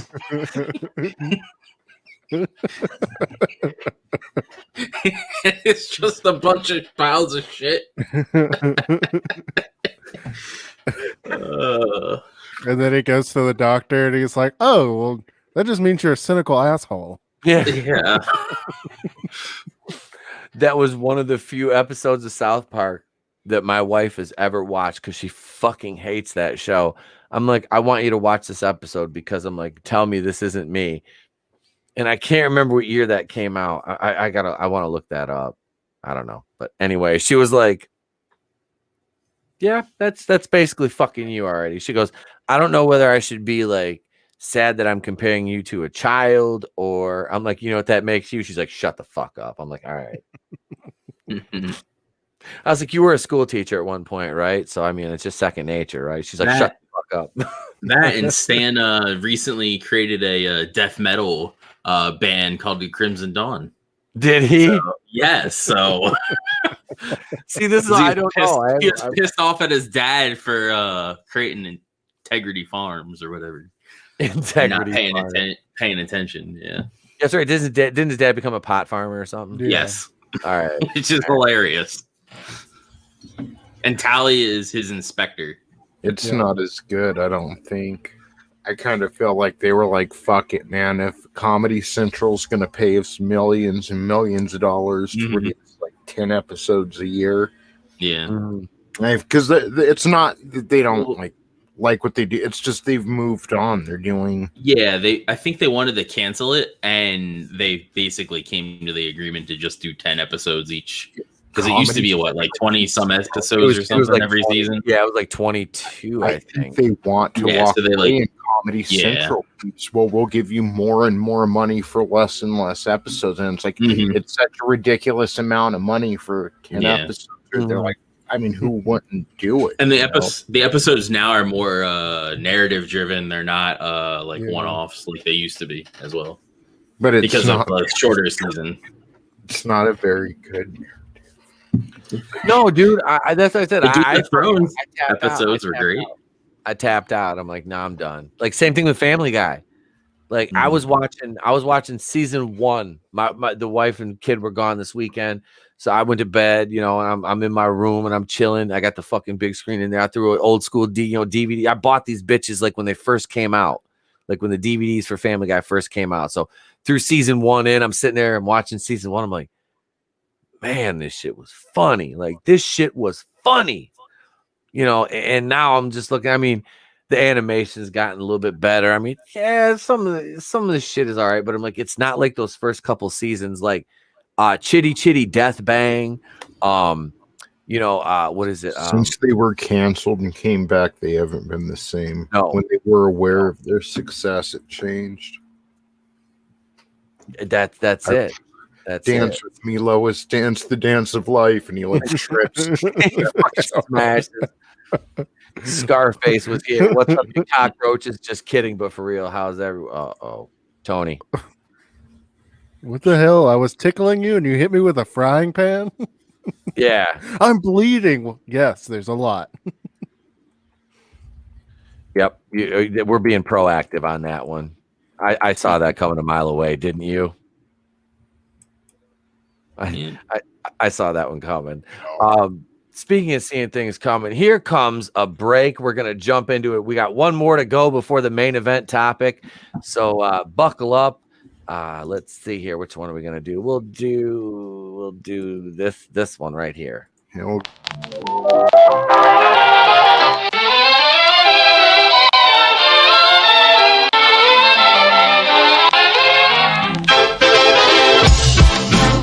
How do you do, good lady? I am Arthur, King of the Britons. Whose castle is that? King of the who? The Britons. Who are the Britons? Well, we all are. We are all Britons. And I am your king. Didn't know we had a king. I thought we were an autonomous collective. You're fooling yourself. We're living in a dictatorship. A self-perpetuating autocracy in which the working classes... Oh, there you go, bringing class into it again. That's what it's all about. If only people would... Please, good people. I am in haste. Who lives in that castle? No one lives there. Then who is your lord? We don't have a lord. What? I told you. We're an anarcho-syndicalist commune. We take it in turns to act as a sort of executive officer for the week. Yes. But all the decisions of that officer have to be ratified at a special bi-weekly meeting. Yes, I see. By a simple majority in the case of purely internal affairs. Be quiet. But by a 2/3 majority in the case of more... Be quiet. I order you to be quiet. Order? Who does he think he is? I am your king. Well, I didn't vote for you. You don't vote for kings. Well, how'd you become king then? The Lady of the Lake. her arm clad in the purest shimmering samite, held aloft Excalibur from the bosom of the water, signifying by divine providence that I, Arthur, was to carry Excalibur. That is why I'm your king. Listen, strange women lying in ponds distributing swords is no basis for a system of government. Supreme executive power derives from a mandate from the masses, not from some farcical aquatic ceremony. Be quiet! Oh, but you can't expect to wield supreme executive power just because some watery tart threw a sword at you. Shut up! I mean, if I went round saying I was an emperor, just because some moistened bint had lobbed a scimitar at me, they put me away. Shut up! Will you shut up? Ah, now we see the violence inherent in the system. Shut up! Oh, come and see the violence inherent in the system! Help! Help! I'm being repressed! Bloody peasant! Oh, what a giveaway! Did you hear that? Did you hear that, eh? Oh, that one never gets old. I love it. Hail Goober Brothers Entertainment. What is going on? How you doing, my man? We've got an article right here, and this is one of my least favorite motherfuckers on the face of the damn earth. Although I've been to see him in concert twice, I do like his music. His movies, though, he can basically fuck off. Rob Zombie is going to helm the Munsters film for Universal. Tony and I kind of had a discussion about this earlier and how this was going to go. I'm sure we'll see his wife naked at some point, which no one wants. She's gonna be the blonde. I forget her name. Yep. No. I thought she was gonna play Mrs. Munster. Oh, it would make more sense for her to be at least I would think, unless they get some would. other person. It would, but it's Rob Zombie, and he's gonna make his wife the fucking star. So this is real. Well, this is real short. We got a lot to talk about with this, but this is a real short. We'll cut through this. Rock icon and horror director Rob Zombie is tapped to bring the classic family sitcom The Munsters to the big screen. Zombie, who has directed over half a dozen horror films over the past 15 years or so, most of them shit, including a pair of Halloween films, his Firefly series, also wrote the screenplay for Universal. 70 episodes of The Munsters aired on CBS from 64 to 66 before being canceled, but found a second wind in syndication, becoming extremely popular while airing on Nick at Night. That's where I used to watch it. Yep. Zombie has professed his love for the original series many times over the years, claiming to have seen each episode at least 17 times. I'm going to call bullshit, Rob.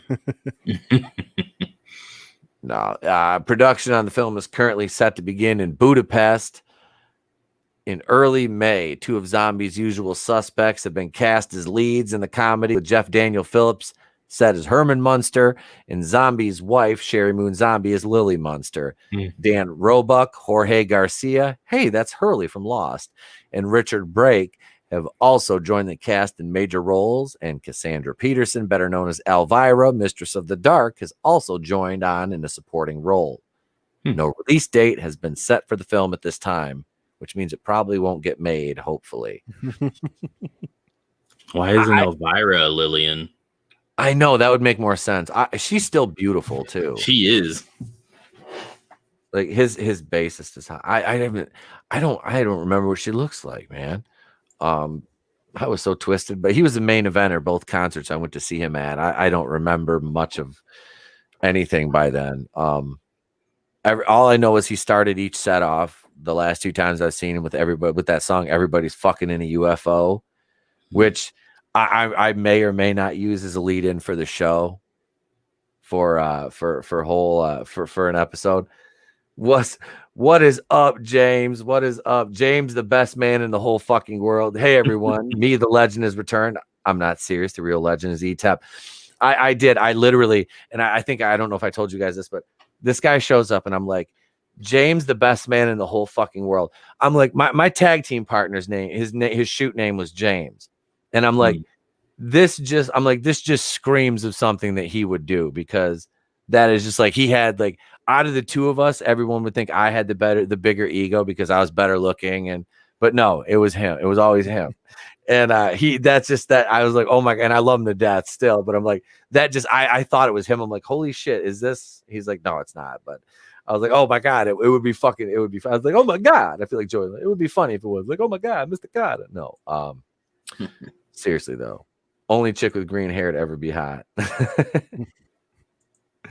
I wish Slash would kick Rob Zombie's ass. I wish that too. I wish that too. I really do. I'm still waiting. I'm still waiting for one of the best names in the chat to show up. I'm at your house and your pizza's here, noobs. I'm waiting. He makes an appearance every so often. It's like maybe if you say his name in a mirror 3 times. But no, this Rob Zombie monsters. I mean, like I said, I don't want to. Like Tony said, we don't need to see Sherry Moon Zombie. We don't need to see her naked. I mean, in a Monsters movie, which Monsters is like a family fucking comedy. Yeah. If they stick to that, like it being a family comedy kind of thing, then maybe it might work. I don't know. They're gonna be murdering people. Yeah. I mean, Herman's gonna be like crushing kids' fucking skulls, and you know, and Rob Zombie's gonna be like, we'll have the wife, we'll be tying fucking families up and fucking shooting them. The one time I don't want to see forced oral is the Monsters. I actually liked the first Halloween that he did. I hated it. I liked it because it gave background. I'm a big background information kind of person, so I like the delving into that. I don't know. I just NC-17 Glinzer, NC-17 Monsters, no thanks. Like, right? Like, I want to show my kid like to show the Monsters, and like if there's a new movie, I'd be like, yeah, we watch. And I think they did a movie in the 90s. They did. It was for TV, if I remember correctly. Tony, can you look that up? Look up that Monster. See what year the because I was like, I know they did like an updated version of it. Like I want to say in like the 90s or something like that. 1995. Yeah, see. Here Come the Monsters TV movie. The fucking Monsters. They had a Christmas one, 96. Jennifer Love Hewitt was in it. That was back when she was on Proud of 5. Hell yeah. Yes, that's the only reason I watched that show. Yep. Her and Never Campbell were on there too. Mm-hmm. I know, but her teeth didn't quit growing. Never Campbell. Hello, Sydney. Oh shit. That's fucking the fucking Party of 5. It's got my man too. What's it? Matthew Fox, man. Jack Shepard from Lost. That's my man right there. You know, that had a good fucking cast. Party of 5. And then the one guy, the other brother would go on to, he was in a show. Fuck. It didn't last. No. The other Lost? Yeah, not the guy from Lost, not Matt, that's Matthew Fox. The other he was the other brother on the show. I can't remember. He was in another show. It was good, but it didn't last too long. Maybe like a season. Holy shit, dude. Holy shit. Say it. Hi, I'm at your house and your pizza is here, noobs. Dude, like literally, this cat was like, bam, he was on it. He just shows, like I said, man, maybe if you say his name, there's a mirror behind me too. If I said his name, he just showed up. See? Oh my God. So yeah, I don't know about the Monsters. I don't know about the Monsters, man. Did you say pineapple, Tony? And black olives. Black olives. Black olives I'm good with, but pineapple. I'm all right with the pineapple, but not the black olives. See, no, I don't. Ordered at the beginning of the first movie. I can't do pineapple. Sweet and salty. I can't do it. Yeah. Pineapple. It's what Deadpool ordered at the beginning of the first movie when he called the pizza guy over to dude's apartment and shit in the other guy's litter box, but he didn't own a cat.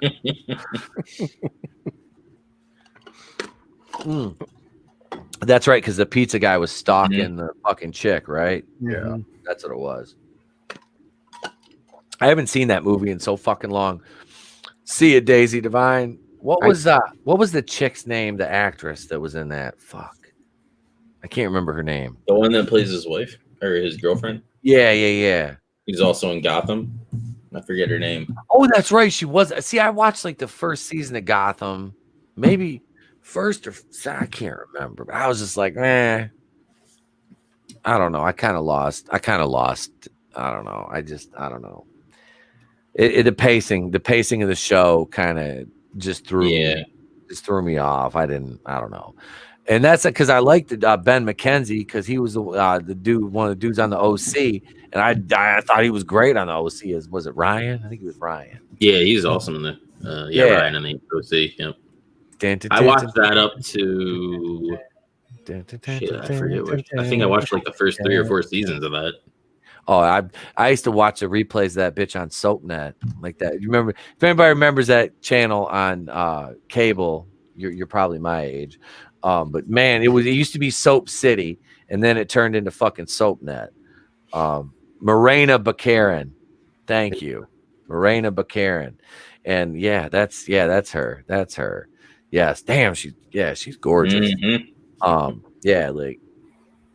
She's. I always made the joke because she leaves the show. She leaves Gotham at one point. Always made the joke that she left to get knocked up by Deadpool.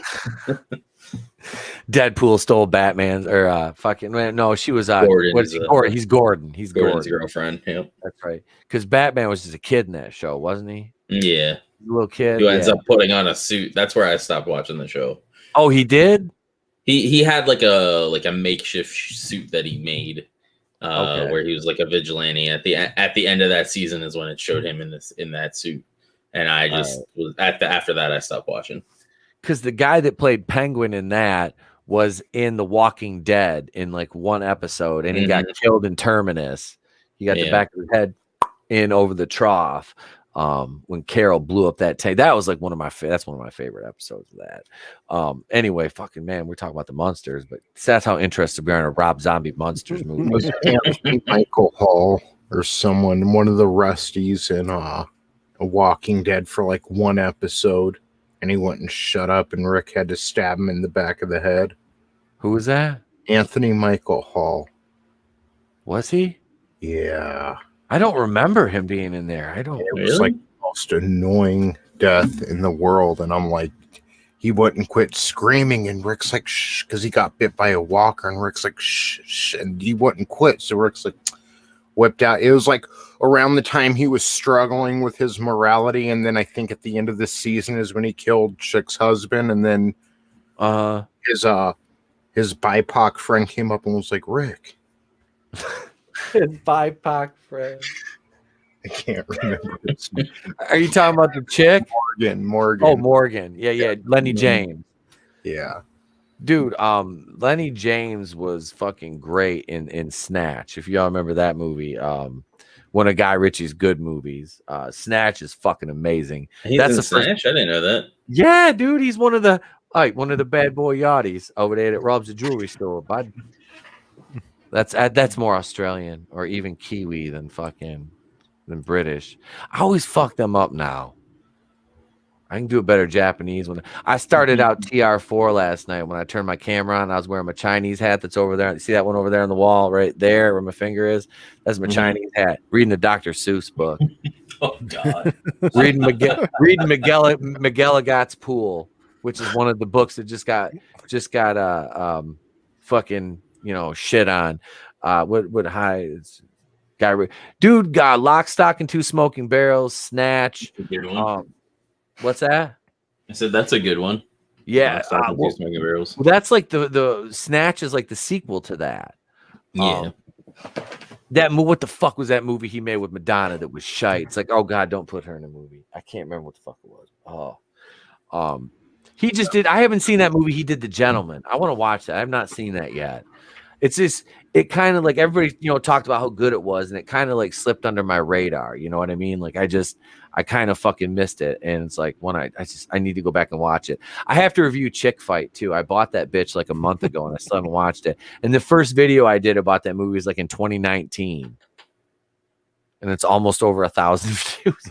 Hey, I gotta say, I gotta take a moment here, which, like I said, I'm pissed about losing the subs.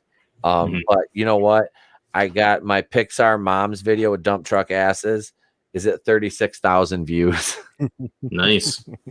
That fucking video just has taken on a life of its own. I guess if I have to leave a legacy on the world, it's Pixar moms with dump truck asses. There you go. Well, now they have the stepmom from Big Hero 6 with the big old. I heard her. She's got a rack on her. Well, I saw memes they altered it, but yeah.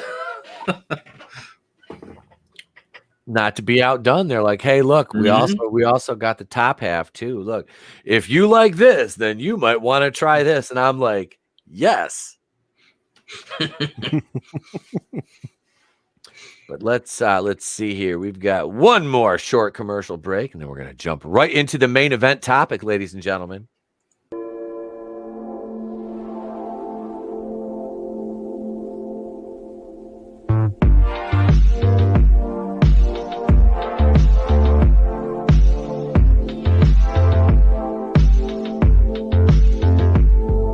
Boom! Tough acting tonight.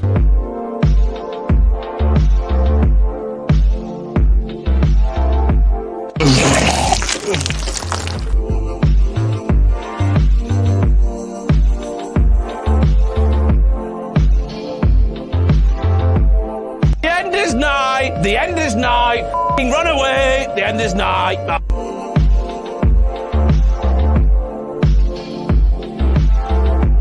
Is this true? Yes, it's true. This man has no dick.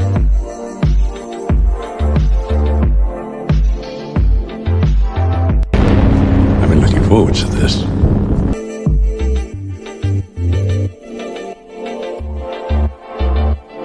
Police, get what you fucking deserve.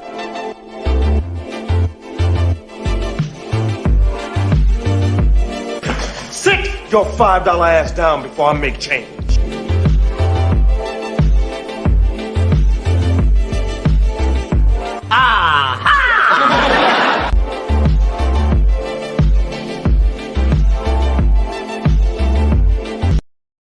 We are over here on Bounding into Comics. WandaVision and Black Widow writer admits she's not a very good comic reader. And basically, since you have the word comic in your name, Normie, I want you to go ahead and opine on this one first, sir. We pretty much knew that to begin with. Most of these writers, especially SJW ones in comics nowadays, they know nothing about comics. They never read comics. It was just, oh, you like to write? Well, here's a comic book. And then they read the Wikipedia article on it, and that's about it. So it's honestly, it's not surprising. It's at least they're admitting it now that, yeah, we don't really look at the comics. We don't look at the source material. Whereas, a couple of years ago, they would, oh, no, we're fans. We're fans. We read comics, but it just kind of reinforces what people have been saying in Comicsgate, Fandom Menace for the past couple of years. I'm getting a visual of her writing with her crayons, like, wait till they find out Wanda's the Scarlet Witch. Plot twist. God, that's these people are they're as bad as the Marvel fucking milkshake crew. Milkshake crew. It's basically an extension of the milkshake crew. Yeah, we just want to eat. We just want to drink milkshakes and write some comics. Yep. Fucking bunch of nitwits that, and like I said, I'm not a big comic aficionado, but I do read them, and it's like I have a little bit of knowledge here and there on a very small amount of books, but at the same time, it's like I got one box, you know what I mean? But I still collect. Me and my kid do that together, and it's fun. I'm getting him into it early, And it's like to see people as shit on something that a lot of people hold it more near and dear than I do, and it's like to see people use that, and it just kind of toss it's like Disney, we don't have all these books and we don't have source material, fade out, fucking come on, you've got source material. I will say something on that source material thing. So Marvel usually they put out, they're called True Believers, and it's like $1 reprints. Mhm. So it was like the week or two after she said that, Marvel put out like 5 Star Wars reprint comics in 1 week, because she was really kind of trying to dunk on Marvel because Marvel had all the comic books, and she was trying to say, oh, well, we don't have all this source material. And then Marvel put out this like 5 comic reprints. Well, you know, this is this one right here. This is one of my oldest ones that I have. Let me look at the year here. Let's see, what is this? 1983. Nice. Yep. I mean, this hangs on the wall with one of my Wonder Woman books I've had forever. But I mean, you know, it's like they say, oh, look at that. Oh man, Burger Time. Yeah, dude. You guys remember Burger Time?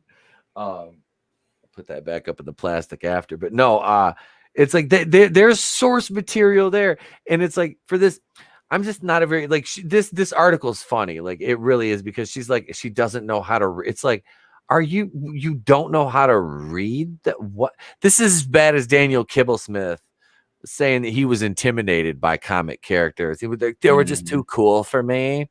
So I just drew B negative and Safe Space and Snowflake. And I'd hate to see her read manga because, geez, she'd isn't have that a hell like of a time. opposite? Yeah, you read right to left instead of left to right. So, like, if you're dyslexic, it just looks right then. I would assume. I would think so, right? Yeah. I have to have my wife try that. It is pretty weird when you first start out, but after a couple pages, you get used to it. Yeah. See, I've never read a manga, so I don't know. Let's see. Wait, small time. What small time say? So someone on IMDb's prank Kathleen Kennedy factor actress credits has her playing a character named Fade In. Oh God. Let's jump into this article right here. This is from John F. Trent. This is from today. As I sip my soda, I'm sure somebody is spit into. WandaVision and Black Widow writer Jack Schaefer recently revealed she's not a very good comic reader. I gotta say, I really liked her in that outfit. Oh yeah. Now the problem is they're gonna be selling them bitches a Hot Topic left and right. And people who shouldn't be wearing them are going to be wearing them. That's always the case, bro. That is always the case. In a recent interview with Deadline, Schaefer discussed the recently concluded WandaVision series and her creative process for mapping out the show. Goddamn pop-ups. It's always a Teenage Mutant Ninja Turtle for character of the day. I'm not saying it's a bad thing. I'm just saying change it up, Bounty, in the comics. I love you. I care about you. Change it up. When she asked how she prepared for the show and if she read House of M, Schaefer responded, "They sent me a bunch of comics and I looked over them. However," she went on to say, "I'm not a very good comic reader. I have a hard time digesting the storylines and I never know which cell to look at. And I don't know. I'm a disappointment, perhaps, to the fandom in that way.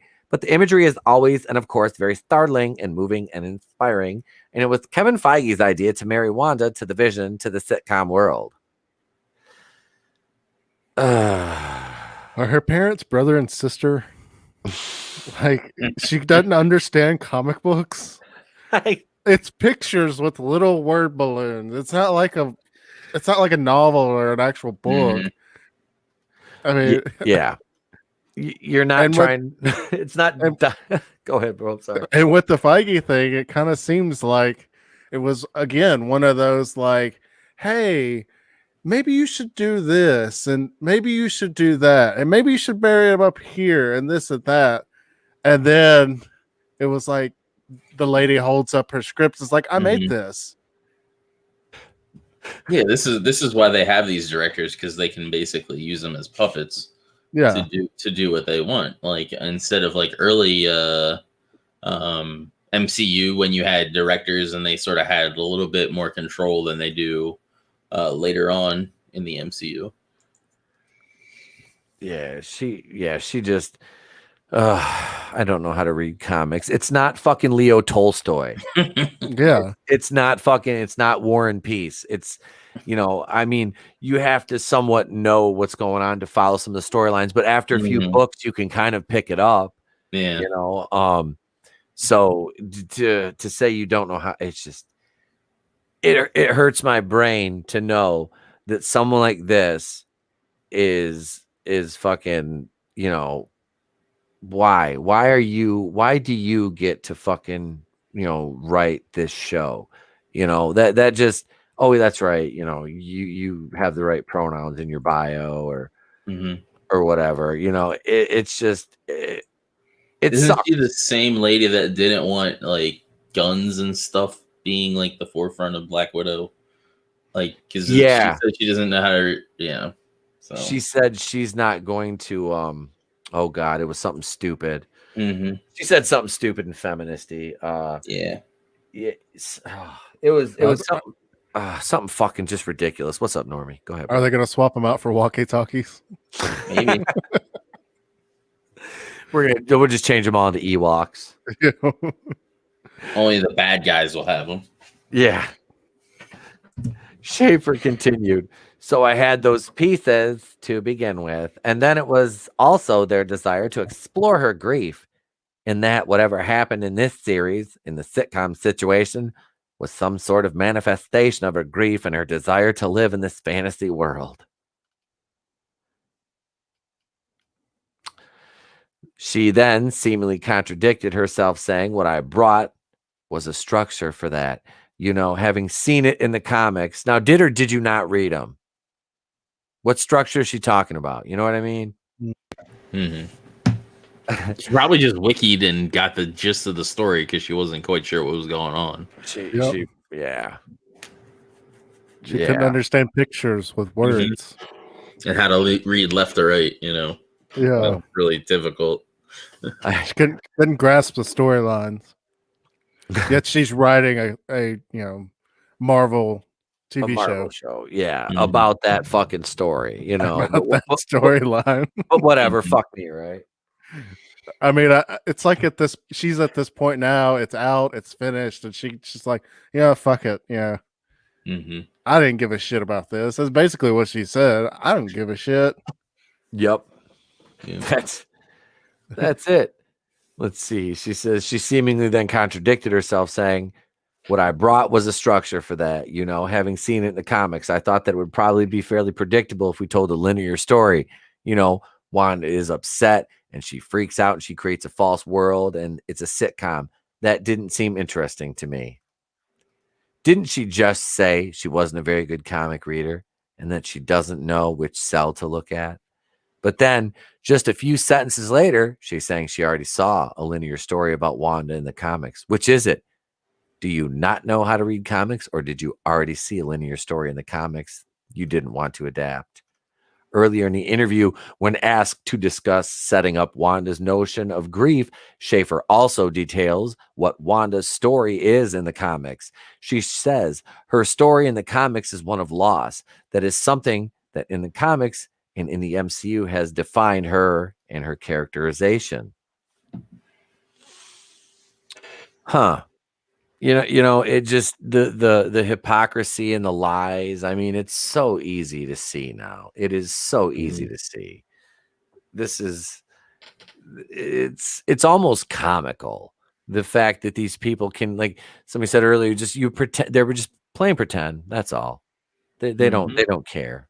They don't know anything. They don't care.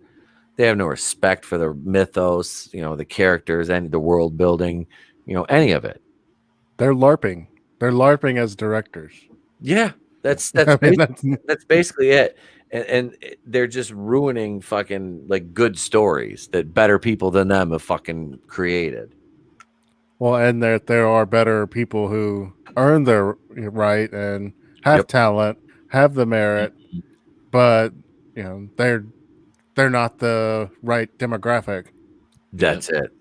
That's the caveat to all this bullshit, Let's see. Schaefer continued. She's been a more serious character and a character who at times seems locked into her own sadness and mourning.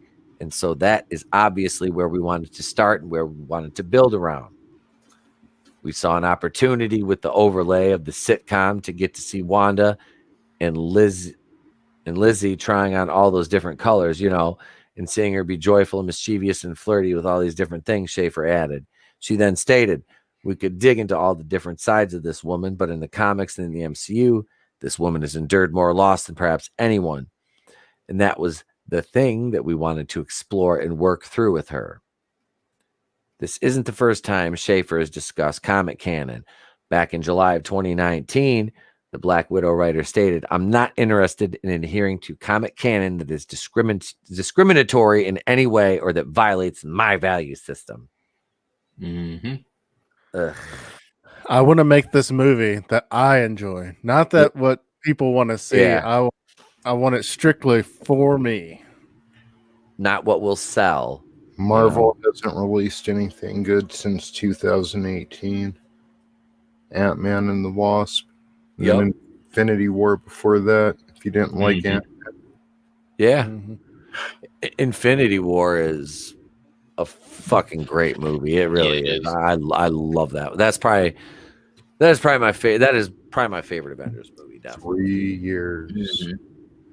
They haven't released anything good in 3 years. The last MCU movie was Spider-Man. Far From Funny, wasn't it? Yeah. I enjoyed Spider-Man, but that's just me. Yeah, I fucking hated that movie. I was angry. I couldn't do Far From Home. I couldn't do it. Yeah. It's bad. I was like, I don't dislike Tom Holland either, you know. I don't. I like him. I want him to be a more mature version of the character, you know.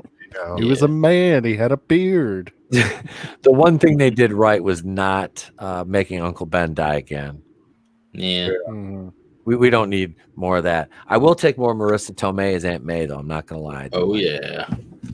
Michael Keaton as Vulture. That was a fucking home run. That was a home run. Gyllenhaal wasn't even bad as Mysterio, but the movie was just meh to me. Let's see. Let's wrap this one up. One has to wonder what in the world she was talking about then. If her recent comments about not being able to read comics is true, how would she even know if comic canon is discriminatory or violates her value system if she doesn't know how to read them? This is the current state of the Marvel Cinematic Universe. Welcome to the new status quo, where people who claim they don't even know how to read comics are claiming they won't be adhering to comic canon and that they somehow know the characters' stories. What a train wreck.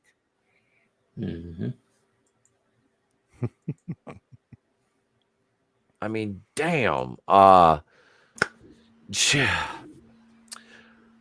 have no anticipation level for Black Widow anymore either. You know, at one point I was like, this looks like it could be a good movie. And then now I'm just like, I don't care.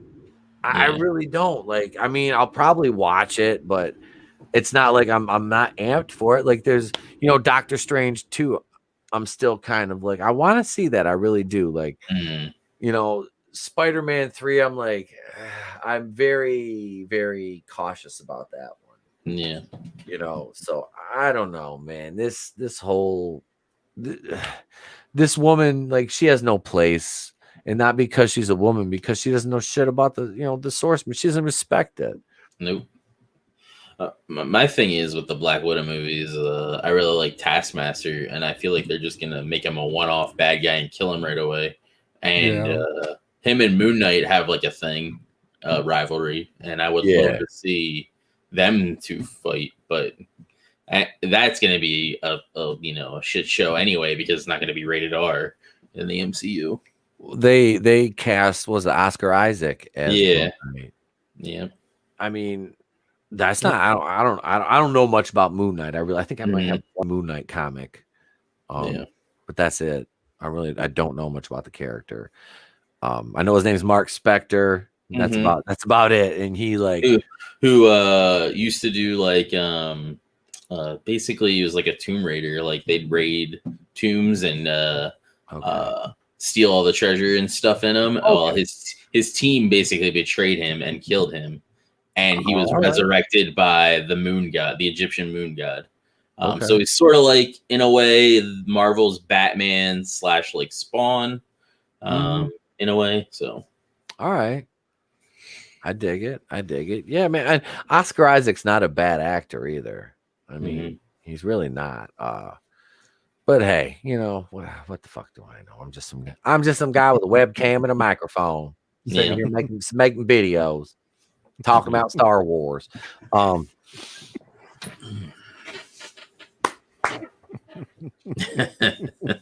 Tar video. Oh hell. Yeah. But no, this has been fun tonight, guys. This has been a great episode. Any final thoughts on Jack Schaefer before we kind of take her home? I don't want to take her home. Nope.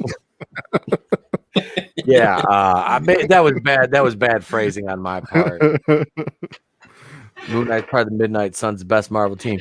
Now the Midnight Suns, that's Moon Knight, Ghost Rider. Is Ghost Rider in that? I'm not 100%. Tina is Ghost Rider in the Midnight Suns? I want to say I thought so. Just because I remember somebody doing a video about it, and I can't remember who it was. Did a video about it, was talking about that because they were rumoring about. Yes, okay, yeah, all right, yeah, Ghost Riders, okay. Because I thought Blade was in that too. Because I was like Morbius as well. Yeah, Hellstrom, Scarlet Spider, Jennifer Kale, Morbius, Werewolf by Night, Danny Ketch, Johnny Blaze, Doctor Strange, Black Cat, Blade, Hannibal King, Iron Fist, Bloodstone, Moon Knight, Man Bat, Frank Drake, Punisher, Darkhold Redeemers. Jesus Christ, they're like the fucking NWO and like Danny Ketch is like the Ghost Rider. I want to see of them. Get some with the Purple Rain bike and fucking it'd be awesome. You said Black Cat was in that? That's Bay. Black Cat. That's Bay right there. Felicia Hardy. That's Bay. I was like, they're talking about that. I was pissed when they canceled that Silver and Black movie. I was like, I want to see her fine ass on finally give me Black. I was like, shit. If they had Bryce Dallas Howard with all that junk in the trunk, I would have taken her as Black Cat in that fucking suit.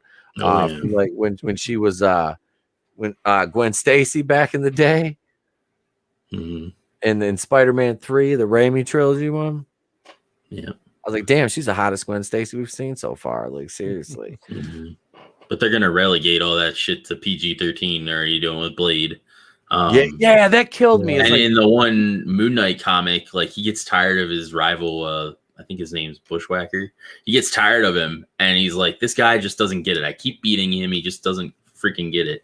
And he literally carves his face off and kills him with one of his basically his batarang, but they're in the shape of moons. But nice. Yeah, see, that's like, Marvel fucked that up. Now, speaking of that, did you guys hear about the mutant announcement? They're developing the mutants now. No? What's his name? Warren, the Cosmic Wonder, covered it. The other guy there, Michael Roman. Warren's actually doing, like, his last video I saw, he's doing he's getting to interview like some fucking director or something like that. Somebody from Marvel. I was like, holy shit, that's fucking dope. Cosmic Wonder, his last video about the mutants. Oh yeah. Did you see that? Did you see that one? Yeah. Yeah. They're not gonna call them the X-Men, they're just gonna call them mutants, isn't that that's what I've been hearing. So far, yeah, that's by all intents and reports, that's what it looks like. But it's like, so they're and they're talking, they're not gonna bring in Wolverine at first, they're gonna bring different characters in. It's like, good. We need to see some of the different characters. I mean, and if they're worried because they're gonna be looking for characters that check boxes, it's like, well, fuck, just bring Storm in. Nobody's gonna complain if you bring Storm in. She's the leader. She was the leader of the team anyway. And they can do something with her in Black Panther. Because they were married in the comics. Yep. And that's another thing. They're not going to recast Black Panther. I say just make M'Baku fucking Black Panther. honestly. I want Winston Denzel's son Duke. to be the new Black Panther. Isn't he already? Didn't he get? Who got cast as Kang? Is it Jonathan? I thought it was John David. Isn't John David Washington? That's Denzel's son. Oh, did he? So, or because he was a dude from Tenet, right? Yeah. All right, hang on. I gotta look this up now. Because it would make sense for him to be Black Panther, because then it would be full circle as far as Denzel getting Chadwick Boseman's career started, and then it's kind of like a full circle type thing, at least to me. Jonathan Majors is Kang. Okay, so it's Jonathan Majors. So John David Washington was, he's still open, because they were talking about, there was a rumor a while ago about him as Reed Richards, but that was because of a one-off line in an interview. Somebody asked him, "Would you play Reed Richards?" If he was like, yeah. So yeah, so we'll I think we'll safely take her home here. This has been a great fucking show, guys. Thank you, man. Tony, new comic book normie, Draven, thank you as always, gents. Let me go around here and give everybody a solo. Start out with Tony Tone Deaf. God, my mouth hurts. I just needed y'all to know that. Catch me over on the Clown World Review, where we spontaneously release videos. You never know what you're gonna get, but you're gonna get it. Working hard on some things behind the scenes. I've been hyping it up. Hopefully we'll have something to show you here within the month. And until then, geez, someone send me something. My mouth hurts. Is the DEA listening? Thank you as always, Tony. Yep. New comic book normie. I don't know how to follow that. I mean, that's why I'm tossing to you. I'm going last. No, but I'm new comic book normie. That's my channel. Talk about comics, but mainly talk about crowdfunded comics, and also have a sports channel. It's called Brothers and Flaws Sports, where talk about sports ball with my brother-in-law. So go check me out on those two channels.